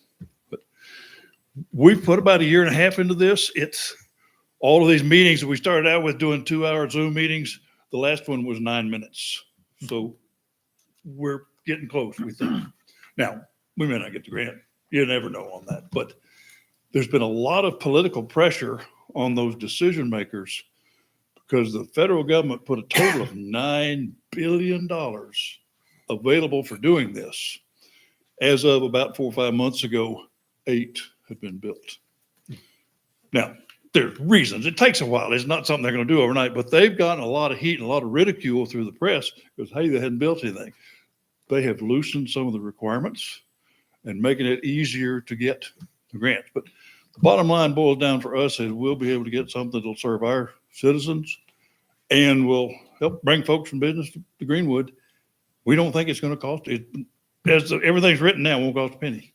So what is the unit? Is it just like you just got a charging station at It'll the? just be a thing that looks kind of like this. I'm sorry, I should have brought pictures, but this Yeah. high.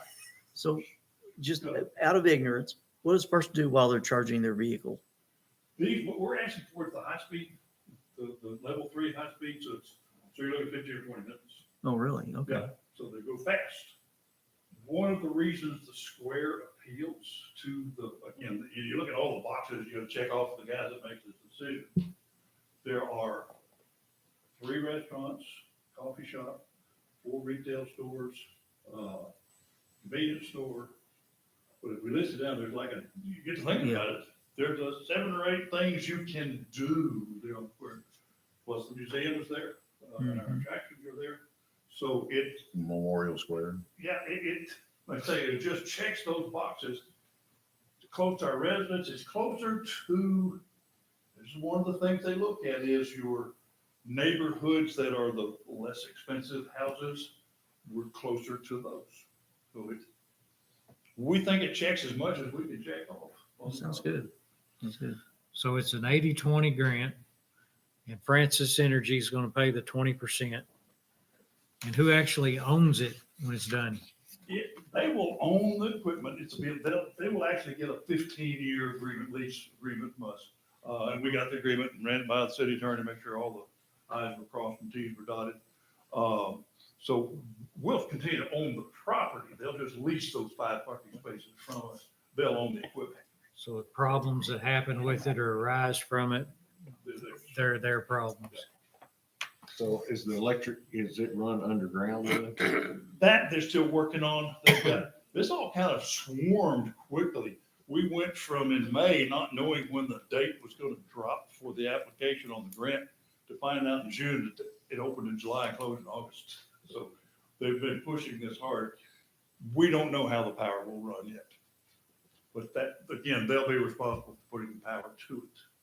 Now, again, Bob, are those parking places where you have that eye on Exhibit A? There's a eye with a circle around it. Is that where the parking places are going to be? Right there, those. Yeah, no, I'm sorry. No. It's these. No, Right that's old there. Right here, right before you get to the street, it's these right here. Okay, like right across from that title Yeah, across company. from the title company there. Okay. One of the only problems I can see about putting it on the square is that anytime we have a Freedom Fest or Christmas parade or anything like that, those are not going to be usable. Yeah, one thing we looked at was, okay, when would they be interrupted? They'd be interrupted at Freedom Fest, the car show would move fairground. That was not, the Christmas parade, we closed the square, but we wouldn't have to close that access in from the highway side. The property, the property behind La Fiesta, the triangle there, that we had talked about a food truck court. I mean, that to me, if we, It's Van Gorder's. yeah, I mean, that seems to, I mean, because that, now that we've got sidewalks, I mean, that's perfect walking distance to all the restaurants that we have right there in town. I mean, We just don't own it. We don't own it. There is that. it just takes an offer. I've tried. It's a big one. Oh, it's a big It's a offer. big. Are we gonna be able to charge them for leasing those 5 parking spots? They'll pay us a royalty, they'll pay us 1% of what they take in. What that, and it Is it- probably won't be a lot. Is it 5 spots? Yeah, before chargers, you gotta have a handicap space. Oh, okay. Okay. Yeah. I was thinking 3. I'm the old crabby guy, and I'm 100% against any electric vehicle, so this is not in my wheelhouse at all, but I just was trying to figure out a way for us to get some kind of revenue off the deal. It's just, money, what it does is it provides a service to some of our citizens, and we think it'll help bring business to Greenwood. It's electric charging stations. I like the Do electric charging they require idea. sales tax? Will they collect sales tax? Yeah, electricity, you pay sales tax on electricity. Yeah. Plus a franchise fee. Huh? Plus a Franchise franchise fee. fee. Uh-huh. Yeah, all the ordinary business things would apply. So there's income coming into the city. Yeah, the city will have income from it. I like the idea of the electric charging stations. I'm just not sold on the location. And we went round and round and round trying to find the most practical we could. And this was the square appeals, of course, of those that look at it, especially those that are looking at it from above. They're looking at an aerial and saying, okay, what works? That was why that. I like it on the square because it does, if somebody's going along 71 and they choose to say, this is the closest Yeah. charging station, Yeah. it brings them all the way down into town. And they'll put signs up there'll be directional signs that say charging station. Where to. What is known about Francis Energy of Oklahoma? They Why are, they were and selected? Fort Smith is who did the research and vetting on the Fort Smith Transit Department. The city of Fort Smith has worked that through. What I have been able to tell is they're a pretty good size outfit. I've researched them the best I could. Seem to have a good reputation. They do these things. So, So what in the, okay, they're gonna maintain Yeah, these. it's a black What and white one. if I'll print this off. There's damage or, do they have any kind of response time, service level agreement to maintain those things in a timely manner? Well, they agree to maintain them and keep them in good repair. That language is there. One of the things we asked for, that we talked about, initially, the language of the contract would have it done under Oklahoma law. And we said this is Arkansas. We need to have that done in Arkansas courts and Arkansas law if there's a dispute. And they agreed to that. Good point. Yes, there could be obviously a room for dispute, anything, but that's. Hey, Bob, who owns the property where the tank is at? You know? I'm sorry. The tank? VFW. The VFW does? So Travis, Yes, sir. if we were to do this and Francis Energy put this in and I don't know, the thing become a hazard or something, do we have the rights to tear it out? There is termination clause. I mean, Maybe they're not maintaining it and we've determined that somebody's going to get electrocuted or something. Can we? Yeah, just- there's that's their clause in there they got to responsibility. perform. Yeah. they would be in breach of the agreement if they didn't maintain it in a safe, So it's sightly manner. So say this thing become unsightly, it's not maintained, we could condemn it and tear it out. We'd probably have We could to, tear my it guess. out, but we could call Francis Energy and say, you're in breach of your agreement with us. Are you gonna Okay. fix it or what are we gonna do? Yeah. This whole, nobody's a long-term expert on these. It says on page 2, item 15, it says that default to remedies says either party may terminate this agreement with a 30-day notice. That's the way I read it. Is that right, Travis? That's correct.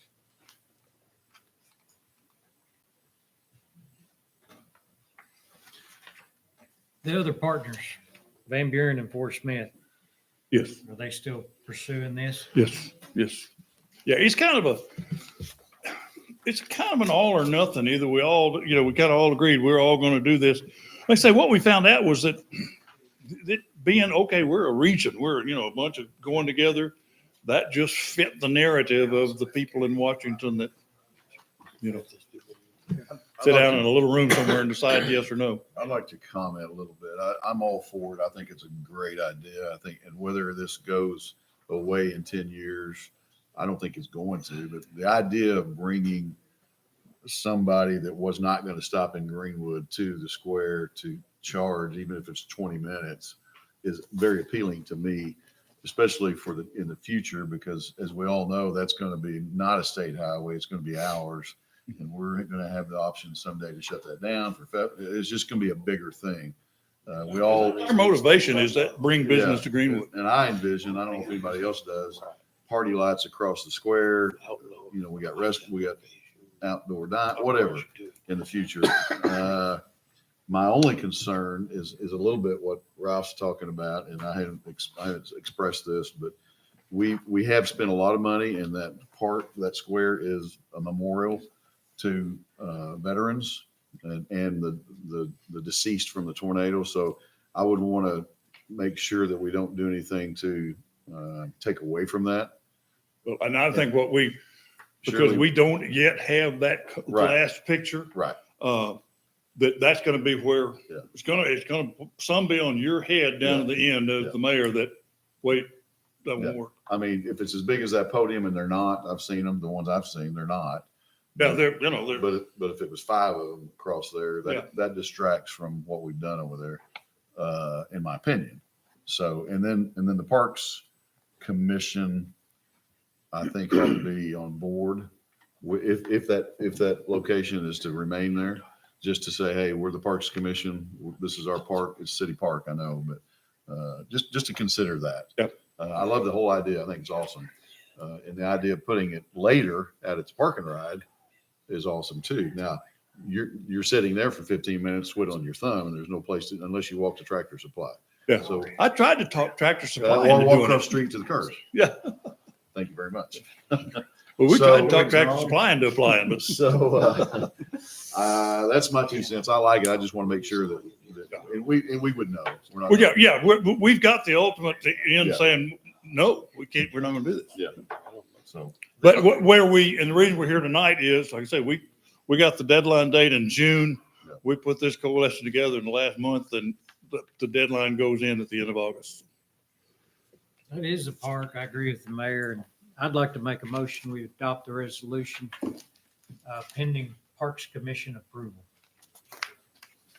Well, will that meet the deadline for when does Parks meet? Commission meet. when When you y'all meet 20th? That would meet it. Chief Hobbs, you got any concerns? You got any concerns about where we're talking about on the square? Yeah, we met, fire chief met, street department, we all met and walked it and looked at it. That's the location. I mean, that is the better location as far as no traffic. It being out of the way of traffic. I'm in agreement with the mayor as far as that being a part safer ground. I'm indifferent. I'm kind of like Councilman. If we could paint a little visual on it. Well, I don't know who it was that mentioned the parking lot over by the tank. That's but Ralph. That seems to be a reasonable alternative. It has the same attraction in terms of, The county, yeah, but we don't own it. well, yeah, that's. I was going to say, just like we asked Chief Hobbs, Chief Stewart, do you have any comments about the location or? The main intersection on Main Street was not a good place to have it. Better on the other side. What about where the lodge hall is made it not to be? There's gonna be a little strip of land there that we got to live, not a park or anything. We'll put some parking spots. Yeah. I was also thinking about that. So did I. We know, Are we gonna own that? Yes. do we know how much space we're gonna have there? It'd be on the west. We kind of do, don't we, Hunter? What that looks like? What they need is 1,000 square feet. I mean, it's not much space. I don't remember. There will be some space available. Yes. It'd be on the west side of that. Yeah. No. Yeah. And that's not bad. You're still It's a shame. walking distance from I think it met all the criteria. the same thing. Yeah. We meet Thursday off. I And we- second, and- I and I second Rod's motion. Yeah, I agree. I We got- second Ron's. We got a second. We got a motion and a second. On this one. I second your motion. And your resolution does say ordinary lot. Okay. So I have motion and second. Mr. So Brown? the Yes, sir. exploration of other spots is still on the table. When you said nearby, or I mean, the exploration of other spots for the charging area is still on the table. We're just, you're trying to get the ball rolling Yeah. for the, Yeah, that's the first time we thought about that. Yeah. What I'll do in the morning, I'll call them and say, hey, pull up your aerial. See, I'm having to explain to them what they're seeing right now does not show the bypass right. from the new Main Street connector. So I'm having to Right. explain to them, here's what's fixing to happen as far as Right. traffic flow. You share a map with them, the draft. Yeah. Map. Okay. Have a motion and second.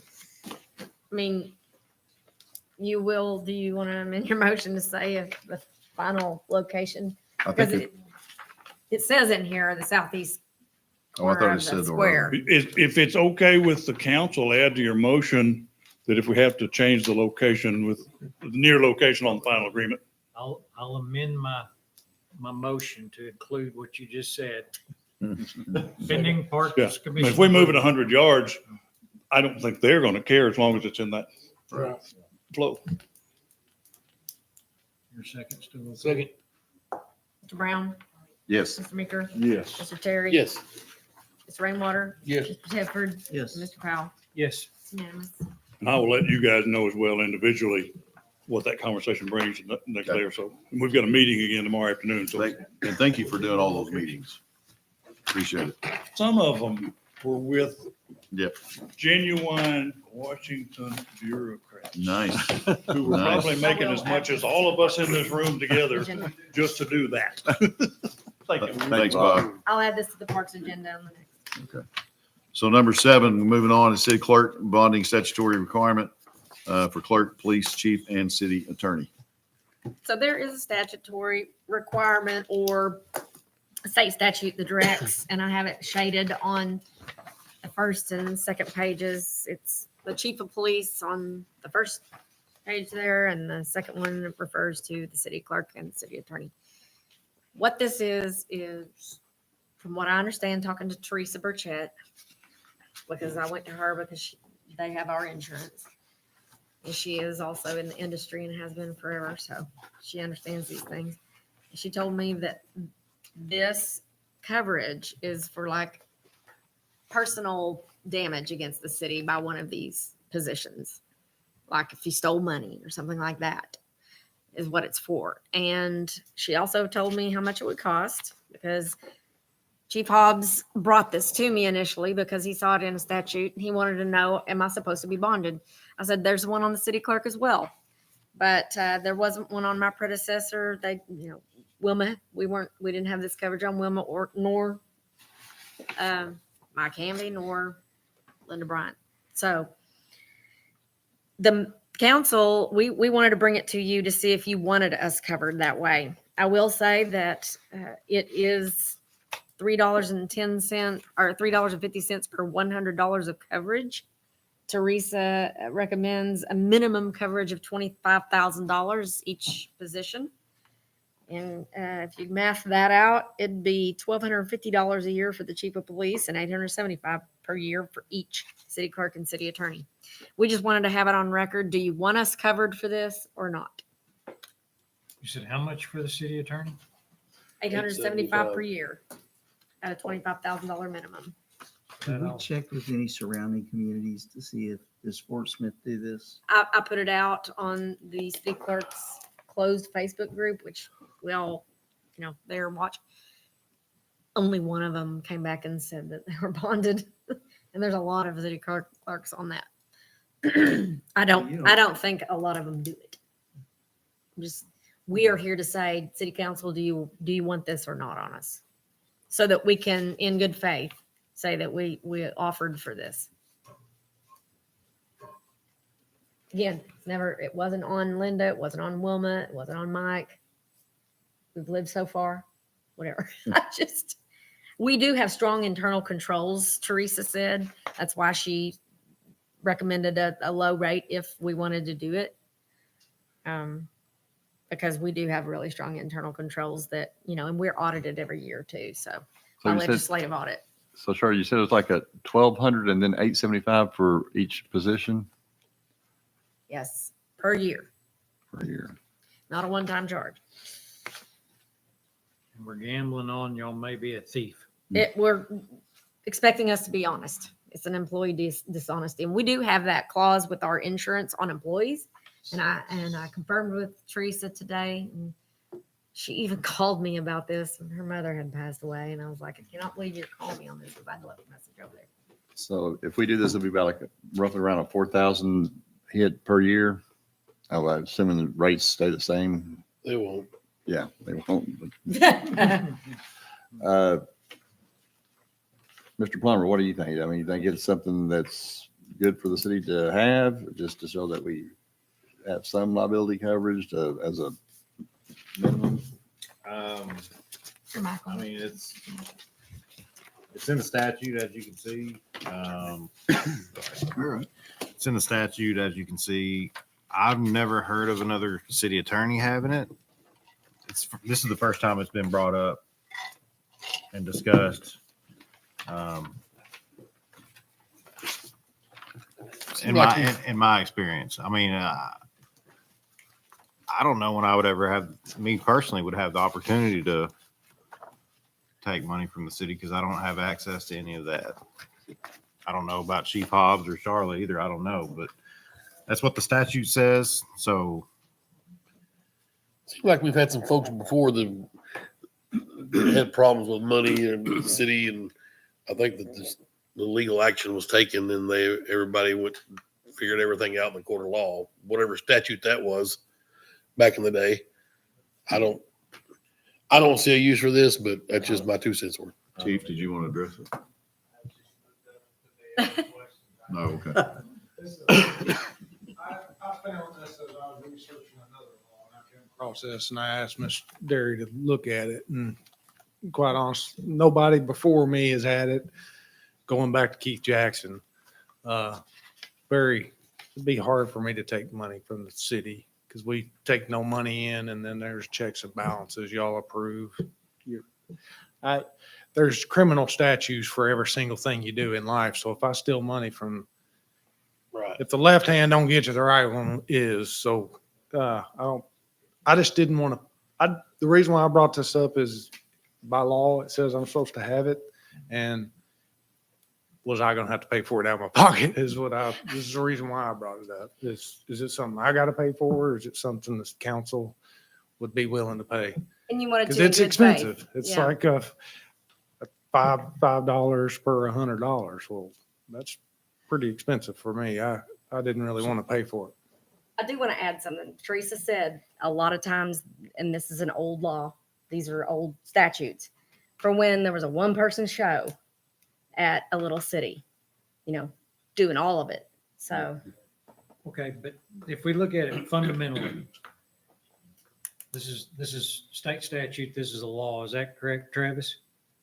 It is. And when we first come in and we're elected, the first thing we do is take an oath of office that we'll follow the law.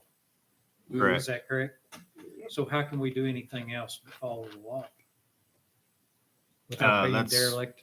That's the That's a same good way. point, and it doesn't really specify what kind of bond either. So- There, you can bond out of jail sometimes with a signature. You So, can give bond that way. I mean, so it's there is, open for interpretation. so that was a recommendation of Teresa, that it'd be, what'd you say, 75 cents? 25,000. 25,000. Well, we If could, you wanted to do it, yeah. but we could take a very low we could take a very low amount and still be following the law, all of us who take an oath of office. Right? What I think is kind of funny with it only clarifies the city attorney, city clerk, and the police. It doesn't clarify the mayor. It doesn't clarify any city attorneys, financial director, What does city attorney? city attorneys, city clerks, and police chiefs. It Yeah, doesn't, that's no all I other know. department head. That's gonna bond anybody if you started. What's the lowest? Did I bond say we that? can pay? She said that $100 is the minimum on each of us. Sorry. Like, not $100 worth of coverage. Just all- We have to pay at least $100 per year, Yeah. whatever the math on that is. Where is that in code? $3,100. Where is that in code then? What? The amount. It's not, The because I want to point that out. It says some as the council may require, some SUM. So the sum of this is as the council So- may require. That's why it's an So the if you sum, want to. some will be $100 Per If you want position. to. per position. So I could put up $100 bond, I guess, if city attorney would be willing to it's draft something $100. up, and I could, if It's that meets the 100 requirement. times three, it's $3.10, $3.50 on us per $100 of coverage.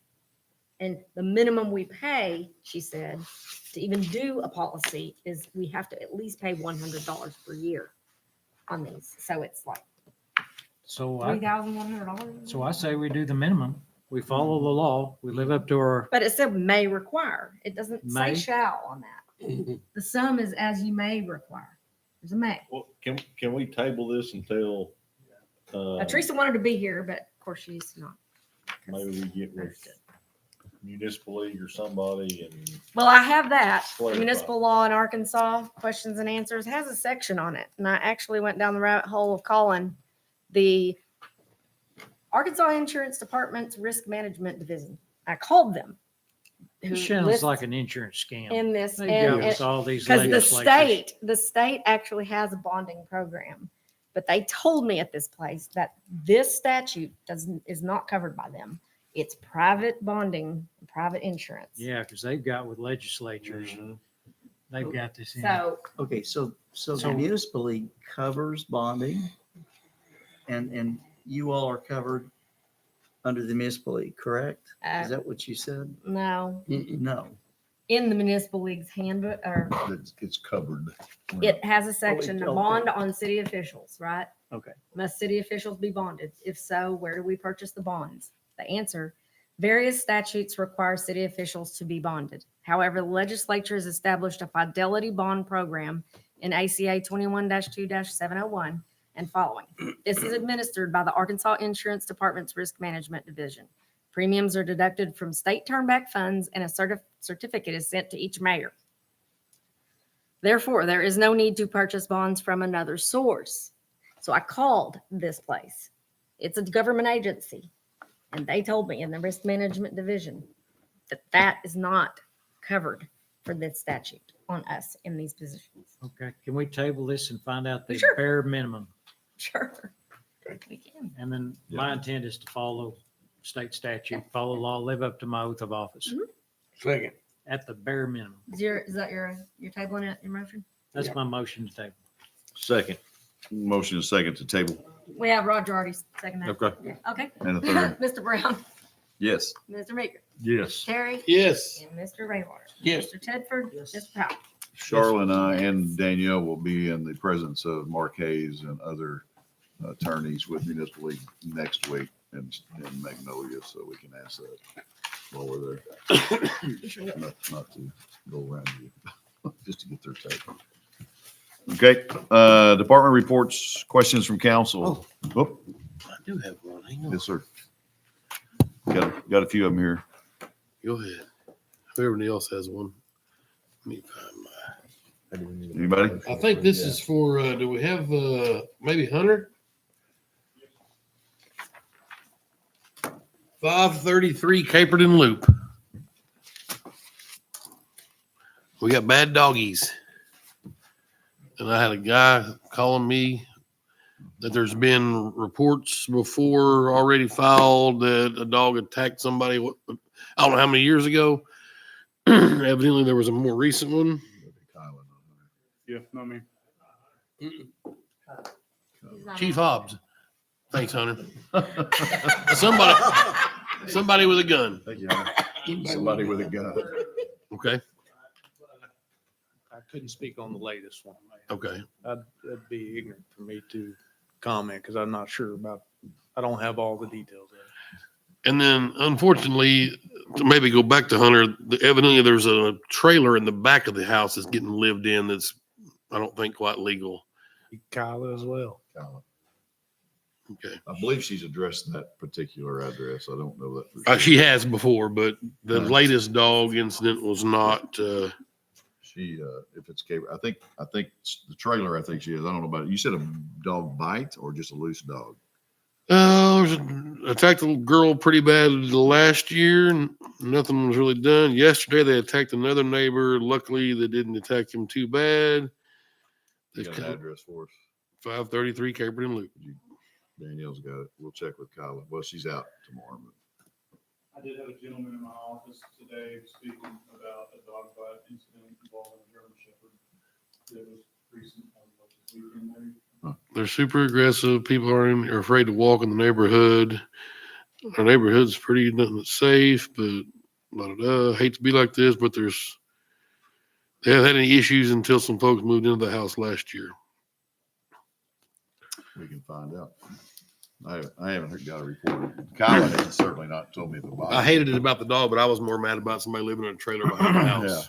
Yeah, that happens around. So she's pretty quick to identify those. But we'll find out. Thank you. Yes, sir. Anybody else for department head? I'd make a motion to approve or accept the invoices from city attorney. Second it. Motion is second. Mr. Brown, Yes. Mr. Meeker, Yes. Mr. Terry. Yes. Mr. Rainwater. Yes. Mr. Tedford. Yes. Mr. Powell. Yes. Unanimous. And thank you, Travis, for the receipts that they've been sending that back up the charges. You're welcome. Council forum.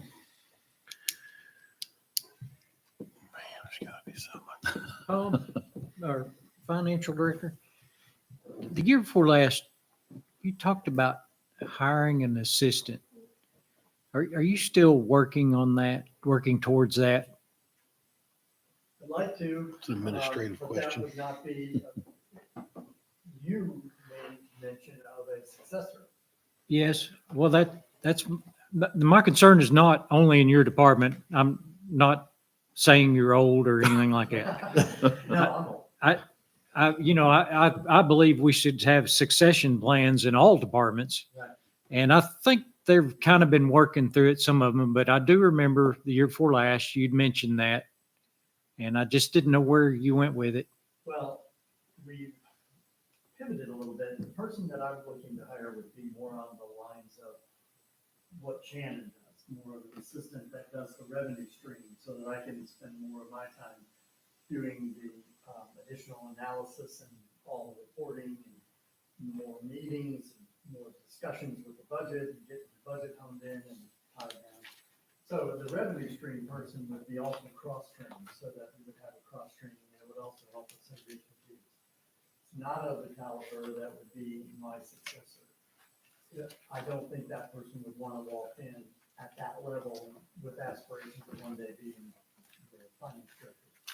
But on that note, I'm courting somebody who I think would be a great asset to the city on my behalf. I'm not going to mention who that person is right now, but we do have a succession plan at least in the works. Okay. for that. However, I took it out of the budget this year, but I do definitely need to have that other person brought in to handle the revenue stream. That's the expense side.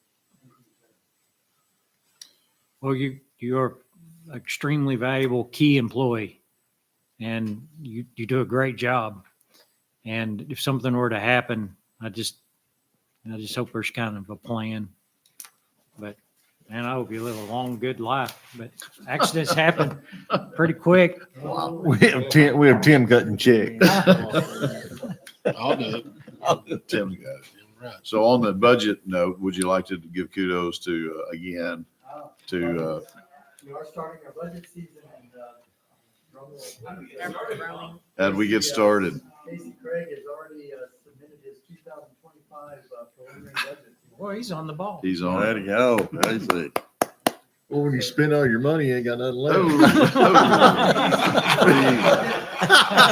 What do I want next year? True. Well, his debt service for going forward on the splash pad for the next 5 years, 4.5 years, is $173,000. So that comes right out of that $500,000 that generates through the city sales. I must tell a quick story. I'm in Tom's office. The email comes across his computer in there and he goes, Casey, he's done. He's got his budget in. And then he goes within the same breath, I forgot something though. And then turns out he didn't, right? Well, He kind of put it somewhere else. he didn't, he put it in Yeah. a placeholder with a different name. Yeah. But he didn't have, I didn't see on the summary the debt service. And so I sent him a note and he wrote back and went, It's here. And so I looked at his detail and it was listed there. It was a little under though. But, So we suspect the same old routine. Casey's first and Stuart's last. well, you from Sunday. Yeah, that's true. Sonny's normally first. Planning is usually first. Yeah. Tell him, Stuart, every train's gotta have a caboose. All right. Anything more forum wise? Council forum? Council forum. So I the would traffic like to ask signals. the council if Traffic you signals. would like me to just do YouTube live for the council meetings or also the commission meetings? Or do you want to leave it up to the commissions? I think for transparency, the more you do, the better. So when I can, you think all public meetings should be, I think we should YouTube be live. as transparent to the public as we possibly can. I need to, Agreed. they live on YouTube, so you know, anybody can go back and watch them. Well, they can also get in their car and drive down here and be real transparent. Well, that's why it's not necessarily a requirement or require a vote. If you want to vote, you can. I mean, I'm sorry. Just say what, Is this very onerous on you to do this? It's not that No. big a deal. I mean, has it's when nothing I'm else to there. If I don't attend the meeting, I probably won't do it because Well, sometimes the meetings happen on nights and times that people can't attend. So having it on YouTube on the, And there are those, net. and there are those that can't drive. And then that way people can't say, well, I couldn't come. Then Where's those the trolley at when you need it? that knows that stay up till midnight, 1 o'clock in the That's morning, what I need do. something We to help can them do go the to trolley. sleep. I think what Charlotte is asking is you to kind of deem it so she can not necessarily ask the commissions, but let them know that. Let them know that the council desires for all meetings that can be YouTube live to Yeah. do it. Do you need a little vote on that? Yes. I make a I- motion that we're Okay. as transparent as possible and we include all the commission meetings. Okay. As we can. I have a motion. and a Discussion. Is this discussion on this? Discussion. Charlotte, I'm assuming that we can cross-train. That way you're not required to show up to the planning commission love it. meetings. There you go. I know you can do it. I know you can. Mr. Brown, Yes. Mr. Maker, Yes. Mr. Terry. No. Mr. Rainwater, Yes. Mr. Tedford, Yes. Ms. Powell. Yes. Passes by majority. Thank you.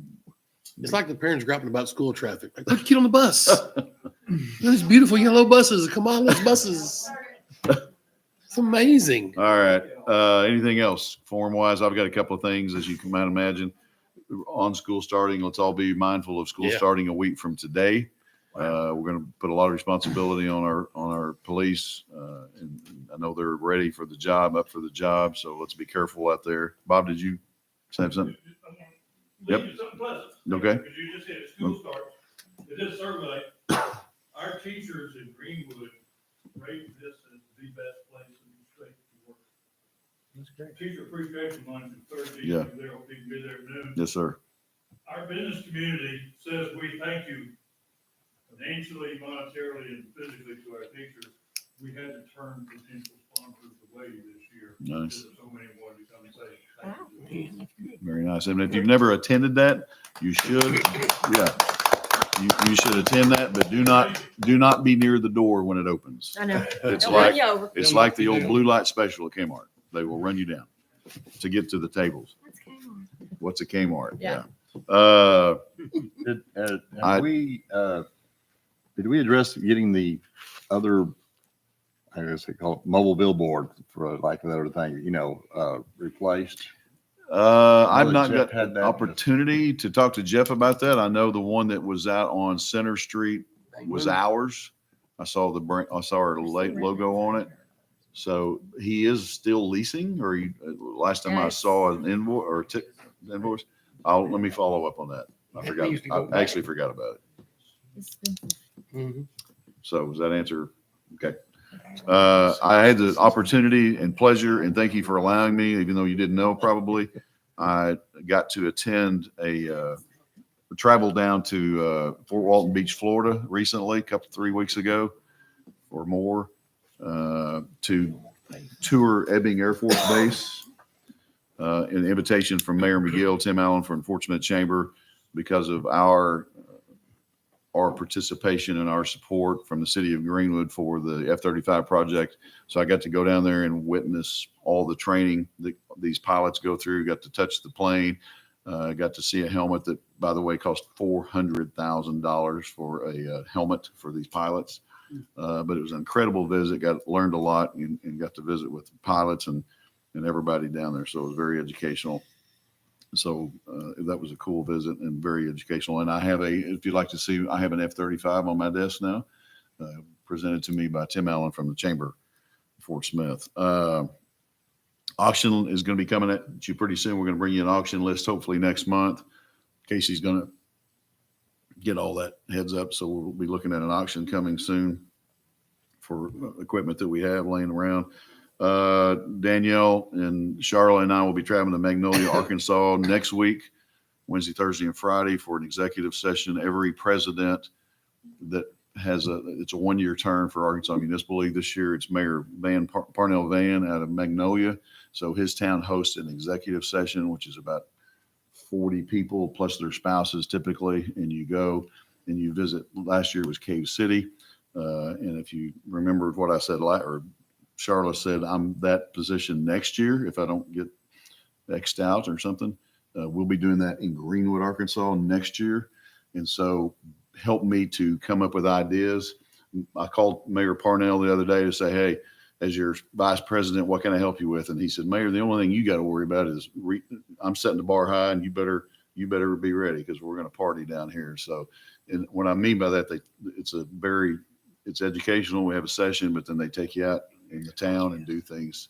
I've already asked Mayor McGill if we can share his city, because obviously we don't have a hotel for those folks, but so we're looking forward to that in a year. So if you can think of anything really cool, Charlotte's already come up with some ideas. So anything, I do want to add. it's a year away. It's Who's more than driving just the a trolley? session. Sir, Who's driving the trolley? you can if you like. CDL. Jim Reynolds. Uh, No, he broke it. I the want to last add, time. it's not just a session, it's our business meetings that, Absolutely. from our boards and All the, yeah, the offices we sit on with the state level. which by the Our way, meetings are occurring at this thing. so Charlotte is on. The municipal workman's comp Danielle has recently been appointed to, advisory council. and Sonny has been appointed, economic development. So everybody's involved. This is a big deal.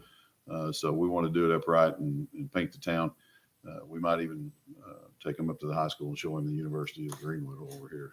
It's a real honor to be selected to sit on these too. I mean, I feel very honored Yeah, to that's a have lot been of asked. We I think have you should have, 500 cities. All these It'll be places. unfortunate. Sir, We want bulldog paw prints off ramps, all yeah, over the, all absolutely. over the streets. Yep. Yes, sir. I just want to say, I appreciate y'all making us look good in this municipal league.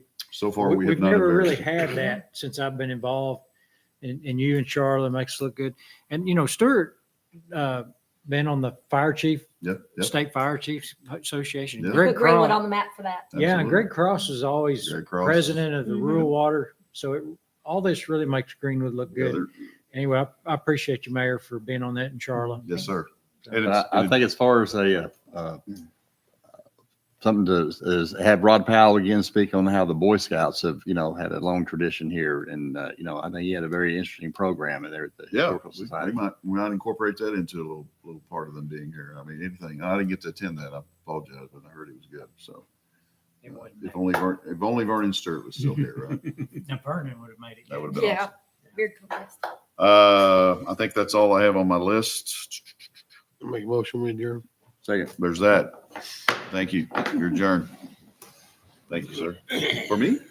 Oh, it's mine. I thought you were giving me something. Well, you did. You did. Oh, did you want to talk about traffic? I do.